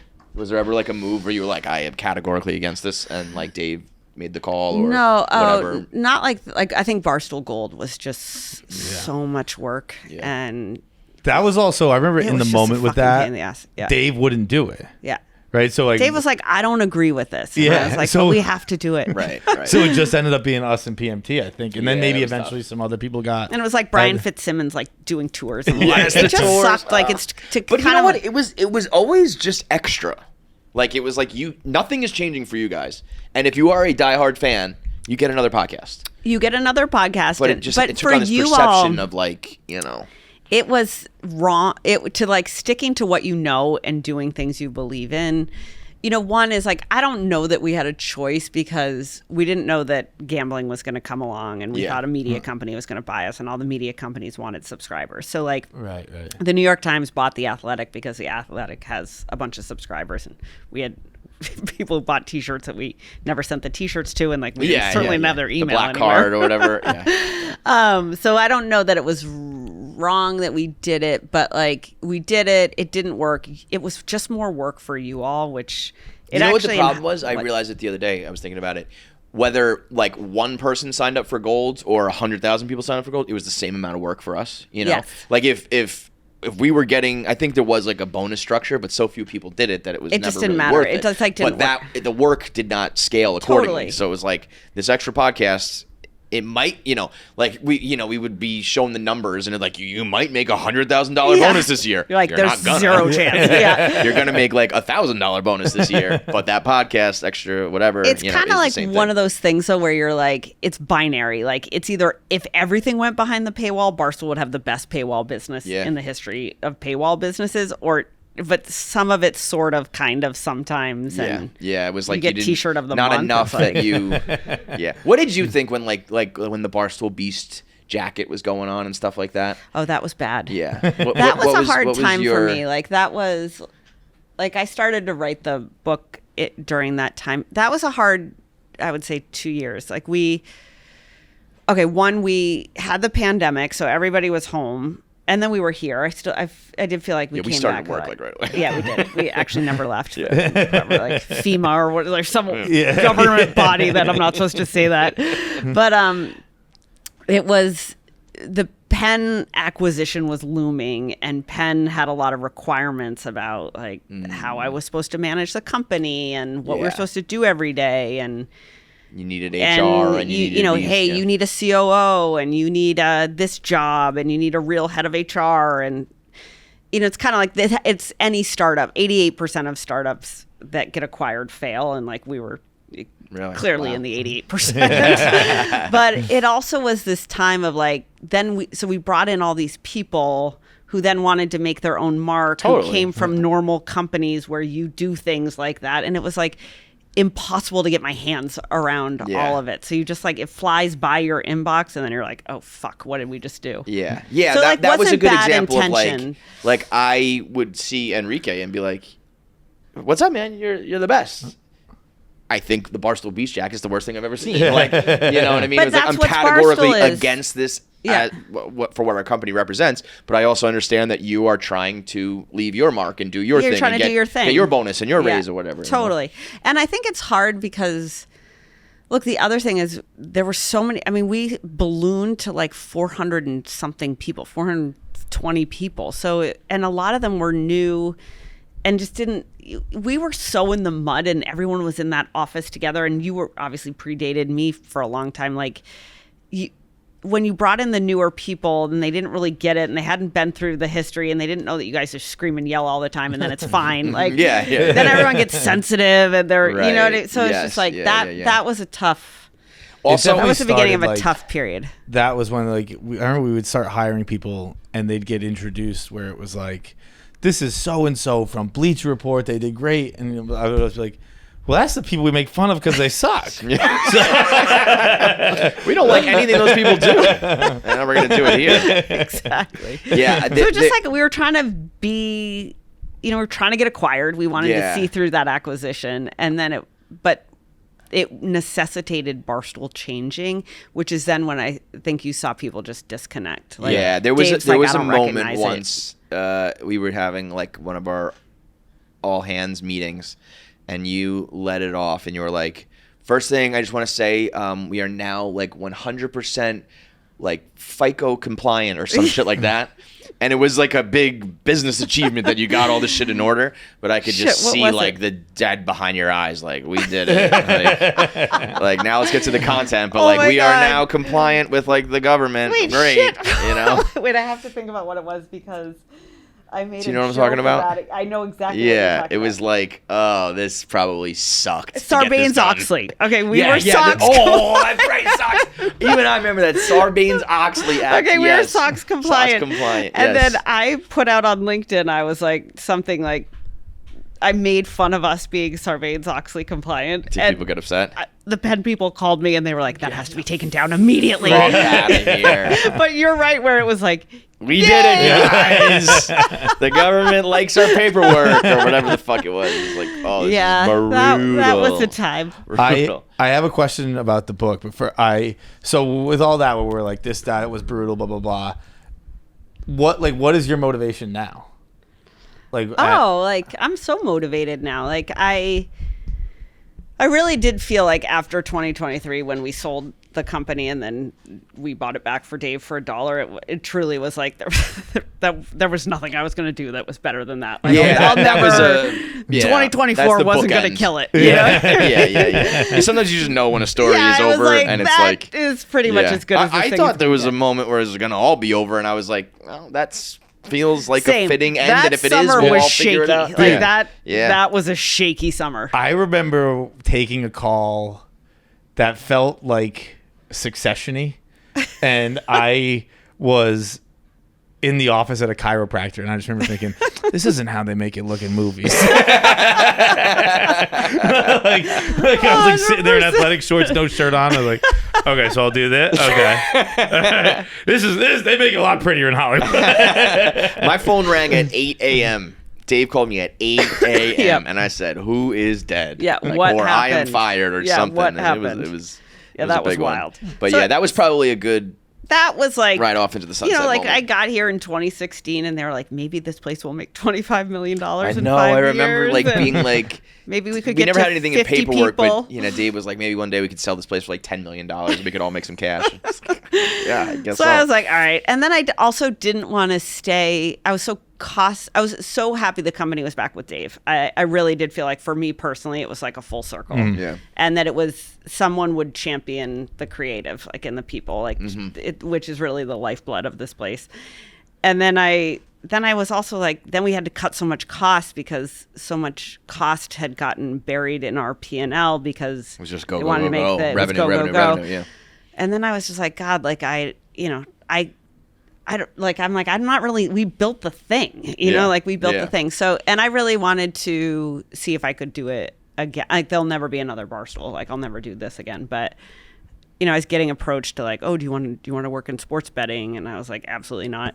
And, do you want to work in sports? And I was like, for nobody else. And then I was like, you know what? Like, I want to go learn a new thing. Yeah, totally. And so I'm super motivated by it. I'm excited about it. This show is sponsored by BetterHelp. When life goes so fast, it's important to take a moment to celebrate your wins and make adjustments for the rest of the year. Therapy can help you take stock of your progress and set achievable goals for the next 6 months. Very important to set achievable goals. When people roll up into therapy with the idea that they're going to like become, you can't. You can only put a lipstick on a pig sort of thing. So set those achievable goals, and you can do that through therapy, and you can do the therapy through BetterHelp. It's time to give them a try. It's entirely online. It is therapy for the modern era where you don't want to have to commute to the doctor's office and sit there with someone and maybe run into people, and there's a weird stigma and all that. You can do it all online from the convenience of your own home. Flexible, suited to your schedule, and you can find a whatever therapist suits you best. You can switch at any time, no cost, and it can help you learn the tools you need to set those goals and achieve those goals and celebrate those goals and make sure you keep on moving forward. Right now, our listeners get a 10% discount on the first month of help when you go to BetterHelp.com/KFC. That's BetterHelp, HELP.com/KFC to get 10% off your first month. Take a moment. BetterHelp.com/KFC. So what exactly is the new gig? So it's a company called Food 52, which is, it's kind of women's lifestyle. It's home. It's a store. It's tabletop. It's cookware. and I want to make a content company, and I want to tell stories around design and So it's entertaining. the polar opposite of these assholes. It could not be more more. That's like when you break up with somebody and you're like, I'm going for the polar opposite. I need to make some changes. It's like the Taylor Swift dating. Do you know what I mean? You're like artsy fartsy musician, and then Now Tyler Kelsey. We're the Travis Kelsey. Yeah, Travis Kelsey. The other thing it was funny. So I had this I was doing this interview with someone at the New York Times, and naturally they're like so bitchy, and they're like just basically trying to get me to say that Dave sucks, and this was a misogynist, and I'm out of shape in answering. Like, do you remember in Pretty Woman when she gets all dressed up, she's at the polo race, and Stuckey comes up and is like, hey, you want to like get with me after? And she's like, and then she goes home to Richard Gere and she's like, but I was in my fancy clothes and I didn't know how to answer the question. I felt like that. I was like, I'm You're in not my supposed to be doing this skirt, right and, here. I forgot how to answer that question. Yeah. But why was I saying that? Oh, so the lady was like, well, what's different? And I'm like, the bathrooms are so clean. There's soap everywhere. I went to the bathroom here. It's still the same thing of soap from when I left. Nobody washes their hands in this That's place. all the chicks. I know. Right? Yeah, us guys, we're clearing the shampoo everywhere, or whatever it's called. We've been in this office for how long? How long have you, like? This is like 2020, like right before 2020. It feels longer to me. I guess it's only 4 or 5 years. 4 years or whatever. Same Going on soap 5 years. the whole It's time. literally the same thing. Back me up. Do you know that little blue bottle of Hawaiian whatever? Oh no, I go to the one over there. Okay. Which one do you go to? None of them are good. None of them are good. Let me tell you that much. So wait, I think what I was asking before, is there anything? You know that it's literally the same bottle of soap. So there was never a moment where you were like, oh, Barstool Gold, you said was the one, right? Oh, Barstool Gold. But everybody was kind of in agreement that it sucked. It was Churning always wasn't, that way But was there here. something where it was like Dave and us were like, we're gonna do this, and you were like, no, or you wanted us to do something and we didn't? No. Because I think sometimes that like we made our bones by being like the renegade pirate ship.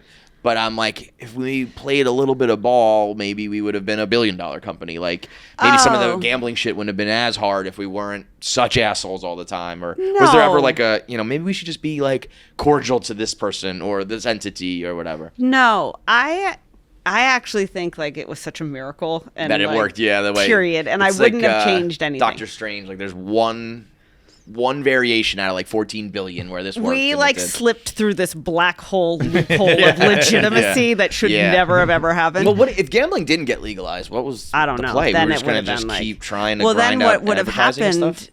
I think what would have happened is kind of what happened during the Penn time, which is like, could we have gone and got rights, and could we have done, made like, legitimate broadcast? Yeah. Like, I think that probably would have been the path. Yeah. Or do we like vertically integrate? Like, do we take a league, like kind of rough and rowdy on steroids? Sure. I don't know though. I do. I It's think just the I really story. wouldn't have changed anything. Yeah, it's the only way that It was so painful and so amazing and so fun, It was a rocky road. like you'll Rocky never road. love anyone the way you love people that work here. Yeah. Do you think? And I think it's weird because it's all I've ever known. So it's almost like I was born blind. Like when I hear the stories of these other startups that became massive places, and they were like, it was crazy working there, and it was like, I don't think it was crazy. Like, I think this is normal. This is like what all you've Feitelberg's ever like. known. This Is is it what like- work life is like. Yeah. It's like Shawshank. Yes. Like Yeah, when yeah. he's red. Yes. And then when the music's gonna hang over, himself. he's just gonna be like, Feitelberg's gonna be in a halfway house, being like, I mean, I've told you guys that the whole time. But they're like, I can see myself one day down the line reading the book of Barstool, whoever it is going to write it. I do love your title. I remember you had a title a long time ago that you said you're like, I'm going to write a book one day about Barstool. It's called All Boys Are Girls. Oh, the men are the new women. I think of you two when I think about that book. I really do. Oh, they're so pitchy into a microphone. It is. But when they It's a see you, they smile. It's a compliment. They cry all the time. I had like a breakdown the other day. I cried for 35 minutes straight to the point that I was like laughing, and I was like, I want this to stop, but it Like won't. an ugly cry, like the heavey cry. It was very, very on point. You said that right now. Who cried to you the most? Oh, there's a lot of crying around here. Yeah? Yeah. Did I ever cry to you? No. I don't think you cried. Kevin and I have had a bunch of cries. Like, there's a lot of crying. Crying came out of nowhere here, and then you were just like, I always had like a sneak. I didn't want to seem soft, so I never put the tissues out. But I was like, Well, yeah, it was a weird role. I feel like for you. Did you ever feel? I mean, sometimes it was like team mom, but then also it was like CEO. Yeah, or, it was you know, all the. It's like a janitor. Yeah. You know, like Therapist. Uber driver, therapist. Right. Like, I don't know, whatever. It was fun. And so the book is like about your journey, or is it like more general for everybody? No, it's like a self-help book for work. So Yeah. a lot of it is like the stories of Barstool, and it's like in one part it's like a love story to this job or the job I had here, which was like, you know, we learned so much in such a small amount of time, and it was such an extreme workplace that so I many really good wish I lessons. wrote. Did you started writing? I wish I had recent- taken notes. Me too. I'm like, because That I do was think dumb. I do think a lot of You us could write the Barstool book. Yeah, but not even. I just wish I could like be like, oh, I have done like a negotiation like that before. I Yeah. have been through the fire like that. Yeah. But I forget like everything. Yeah, I And forgot I wish I wrote everything. it all down because Same. I could go back to it. And I think I would also remember it more. Yeah. Because I do think there's a handful of people here who have more to offer. Like, if anybody ever asked you, than a lot of people on the planet Earth. Yes. But it's like if you can't You remember, just can't it's remember. not worth it. And you there, know? it also Just was wrote down like so one sentence much. a day. I know, you know? same. I wish I And did I should that. start doing it right now too. Yeah, and I you don't. should. Because then you'll think back, like, you know, stuff jogs your memory, whatever. Yeah, But yeah. yeah, so I started it, I don't know, 2 years ago. Wow. And it's not about, it's my opinion of work. It's like, how do you be great at work? What does it mean to be great at work? How do you get over your ego? How do you get over your insecurity? How do you? I'm gonna have to read this book. Yeah, you might like it. I have a great Kevin Clancy part of it. Oh yeah. Yes, in the quiet quitting section. Okay. And I hate quiet quitting. I think it's just such bullshit. But I was like, and I'm like, I rarely say be like Kevin Clancy. But in this case, I'm just kidding. But I was talking about how you mailbag your blog was, you know, was It's all quiet about that. quitting. Yeah, It was yeah, essentially in yeah. your cube at whatever accounting firm that was. Deloitte, yeah. And that, you know, the 1% of people, it wasn't that Kevin was quiet quitting. Kevin was just in the wrong job. And like, then He you was went also out- very loudly quitting. People just weren't hearing. They him. weren't. Yeah. I was trying to quit, and they were like keeping me. I was like, "What the fuck is this? Fire me already!" Totally. That was when But I it was really like learned how bad large, the the corporate was. same. Yeah, Like yeah. large was the same. Yep. When you were writing the book, did you know, like, at any time in writing it, did you feel like maybe my time here is done? No, Yeah. When did you know? we bought the company back for Dave in August. That was August. So if that didn't happen, you were just I would have full like speed I ahead? could never have left. Yeah. I would never have. Yeah, I guess now that I say that, it would have could been weird never if you have just left. like decided one day I to could quit. never have left. But- I wouldn't have left. But that happened, and then I'm writing the last section of the book, which is like, do you stay or go? Like, stay or leave. Great Dave Matthews song. Remember when we went to that OAR concert? Yeah.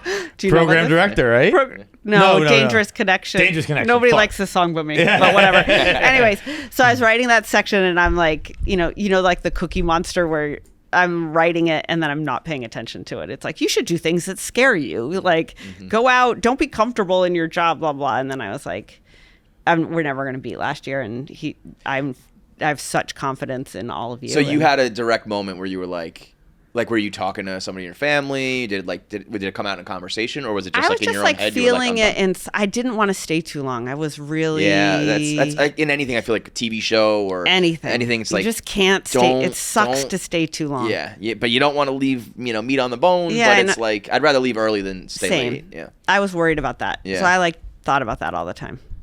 Because it wasn't fun during the pen time. No. And then we got it back, and then I was like, what, it's not like we were going to go build a new line of business. Well, that was the thing. It was like there was. It was not like, this a is what need it's for going to that- be. Like, you that don't role need me. anymore. Yeah. So then yeah. I was like, I got to get, Yeah. Gotta get the fuck out of here. All right, seems like this party's over. No. I just didn't want to but stay. you know Like, what? you would have been like, what the fuck is she doing? My best Nardini memory will always be at Red Lobster with Jesus and Miro in Times Square. We have to tell this this just story. She was pretty much brand new, and I went to her being like, these are the two funniest guys. and we were like, you guys pick, and I'm sure when it used to They be were fucking with us. steakhouses and wine bars and shit, they were like, let's go to Times Square. We're going to fucking Red Lobster. We're getting Cheddar Bay biscuits, Keith, Nate, me and her. Kevin. I still to this day don't know why they were legit like there, my but- 6th day of work. Yeah, I still don't know why those. those guys came, but I was like, okay, whatever. We go to Red Lobster. Like we have to take up the escalator. It's on the Yep. 2nd floor. Yep. And we're at a corner table in the back. Yep. And then the deadliest catch was that drink, that disgusting. Oh, my God, it was God. terrible. They Yeah, gave us. that's right. We ordered the like supersized version of. Yeah, those trashy drinks. Yeah, what comes like a the Coronita signature yeah, red, upside like down. a the signature shark Red coming out Lobster or drink. whatever, yeah. And one of my greatest regrets is that I didn't save the glass. I think Nate did, obviously. But It was just funny though, because it was like we were like on the 1 yard line with them, and I was like, wow, like I think we got this done. And then they were like, and by the way, you can't sell any advertising. And I was like, well, okay. So we just went to Red Lobster for lunch. That's all it was. and then they're like, and we're going to Vice. Yeah. And we were like, those guys should have stayed on the internet. which is though. just so. They should have stayed on the internet. TV was They're not the even move. together anymore. Yeah, no, but even beyond that, TV wasn't the move for them. I think they were very You successful. I just think they won become a Emmys and shit. fake but version of yeah, yourself. Yeah, they should like- have just kept it real and done the internet. Which is actually why I'm glad that all of our shows got canceled. yeah, and in a weird way, It so would, it's it the would have best thing. it would have made us like Mick Barstool. Yeah, You know. no, it's better to be back on. Yeah. Just the renegade side of things. So, Okay. I have a question about your one-on-ones. Yes. What if I were to negotiate with you one day? And it's Okay. never going to happen now, obviously. But if I came in, I always thought about this. What if I came in and I used exactly what you had told us to do? What would Against you? you, What yeah. would you have done? Oh, I would be like, good job. Really? And I'd probably give you what you want. we've got to be the worst negotiators at Barstool, right? Me and John. You two? No, they're actually worse. Really? Yeah. Wow. I don't think I've ever negotiated. I was gonna say we just would be like maybe a little bit more, and like no. You Okay. guys actually do negotiate. You did a good job. Did we? Yeah. I don't even remember negotiating. It wasn't like a negotiation. Yeah. It was like I slid a piece of paper across the desk and you signed it, but you signed it beautifully. And you looked at it twice before you did. I know there were definitely times where I was like, I'm gonna have an agent and a lawyer and a this and a that look over it, and then like a day later I was like, Ah, fuck it. Dude, Signed I it, remember you know? I had my one time, I think it was probably not, it's not the contract I'm on right now. It might have been the last one where I think I sent it to my dad's lawyer and he's like, I do real estate. He's like, I can't help you. He's like, but yeah, it looks pretty boilerplate. And I was like, great, so signed, signed, sealed, delivered. But I also think you had like faith that it would work out. yeah. You know. The one thing I always thought, and I still to this day think is, I feel like at Barstool the veterans get penalized almost a little bit, and the new shiny toy is the focus and with resources and money and stuff like that, and that was the only That had to be irritating. Yeah, but I that's remember fine. that. I don't think it was you. It was at the old office. I think it was Dave. But we were trying to do KFC Radio on the road, and he was like, you can't make, like, we get the door. And we were like, well, that doesn't really make a lot of sense. And like he was like, well, and I think it was either Kevin or me, someone put forth the argument that like, well, Francis is touring and he gets the door. money. He's like, well, yeah, but Francis was a comedian before Barstool. And I was like, well, I haven't been anything but this. Yeah, it's like, I gave you my whole life. So if I had known, I would have gone and done comedy first, and then yeah. So that was always a little bit irritating. Do you still but- like doing the touring? No, we kind of put it on hiatus. It was like It's a lot of work. It's so much. It's like you have to make pushing your tickets your like number Yeah, it one sucks. thing, and it was like our number like 7 thing. Yeah. So we're like, and I would stress about that, and like the on stage was great. Yeah. Everything else gave me anxiety. Yeah. And I was gonna say the stage was great. I loved the travel. I loved everything about it, and except even pushing tickets. Yeah, pushing tickets, but that's like the name of the game. Yeah. And every show we would go to, the people were great and like loved them, but like it was not jumping to like theaters and shit like that the way we wanted it to. So it was like, I don't want to go to like Pittsburgh for 200 people. Yeah, And this yeah. whole fucking thing that stresses me. Yeah, out, you know? yeah. It's a But I lot think- of pressure to have to. I wish we were so early on Yeah. live shows, but we didn't. We would just do like the Wilbur here Yeah. and there. And if we had gone like pedal to the metal in like 2015, 2017, whenever that was. By You could have had a circus 2024, at we this would have point. had a fucking. Yeah. But like now, everybody is doing live, and we're almost like white noise. But we Yeah. were like so ahead of it, but we didn't. Yeah. We didn't really. That grab it. you saying the circus reminds me of one of my favorite Zooms when we had. It was like we were trying to do like a Barstool comedy tour, and it Yes. was going to be us and Boy Dad Sass and Anus and- yeah. and like a bunch, and we were on with a bunch of salespeople. I don't think you were on this one either. And someone spoke. It was like this whole thing is like you're gonna do like 50 shows and this big like national tour, blah blah blah. And someone, it wasn't us. Someone was like, okay, and how much do we get paid for it? And I remember it was like a record scratch in the thing. And then Gaz just goes, oh, I don't know. I just figured you kind of do it for the brand. He's like, it's been working for the last 20 years. We just ran the same play I again. remember thinking, I was like, dude, this is what people do for a living as their main job, and they're very wealthy from it. And you want us to just throw it in For the brand. Oh, Brand, man. that's actually so funny. Very, very Barstool. Oh. But I'm happy you wrote the book. Thank you. I'm happy. Thanks for having me. I think I'm happy. It seems like you landed at a spot that you. I was wondering, like, how can you find a place that, grips you the same way? Oh, And I nothing's feel like going to you've- grip me this way. No, but it's like good to have a It job. sounds like yeah. Something you What found kind of something you like. design is it? Like the like other lighting tables? and furniture. What kind of and, furniture? Like beds and case goods and dressers and end tables and Okay. should look at it. I want to look at it, and I'm going to say something that I haven't looked at it yet. So maybe you already do it. But can you make me a promise if you don't? Yes. Don't do any epoxy tables. Epoxy tables. Okay. You got You know it. those tables that everyone fucking has now? what is that, like where the- it's like the- two the- pieces of wood, but there's blue down the middle where there's like, you know what I mean? We don't do that. Oh, thank God. They're fucking terrible, Erica. they're Noted. They're an abomination. They are. Like, everywhere has them, and everyone thinks they're It's the where fucking. they just like pour the Yes! kind of They're the worst. Yeah. They're insufferable. Yeah, everyone adds it. They're like, look at our cool place. Like that table sucks. I love you guys. Thank you for having me. It's so the good book to is see out. you. Nobody cares about your career. And are you still hiding them around the city? I like that idea. I That's know cool. it's fun. Yeah. I hid a bunch today. Cool. Where'd you hide them? I'm gonna go. Well, I tried to hide one at Tyler O'Day's office, and Tyler O'Day was like, "They'll think I'm planting a bomb in here." Oh my God. It's a book, dude. Yeah. Put it through the security thing. It's Over bright and yellow. so It's hard. hard to miss. I do like the color. The color's nice, right? I fought hard for that color. Do you have any books on you, by the way? I'm mailing some here, Okay. so I will get you one. All right. I would like one, please. Okay. All right. I love you guys. Love you too. Okay. Thank you so much. All right. This is so fun.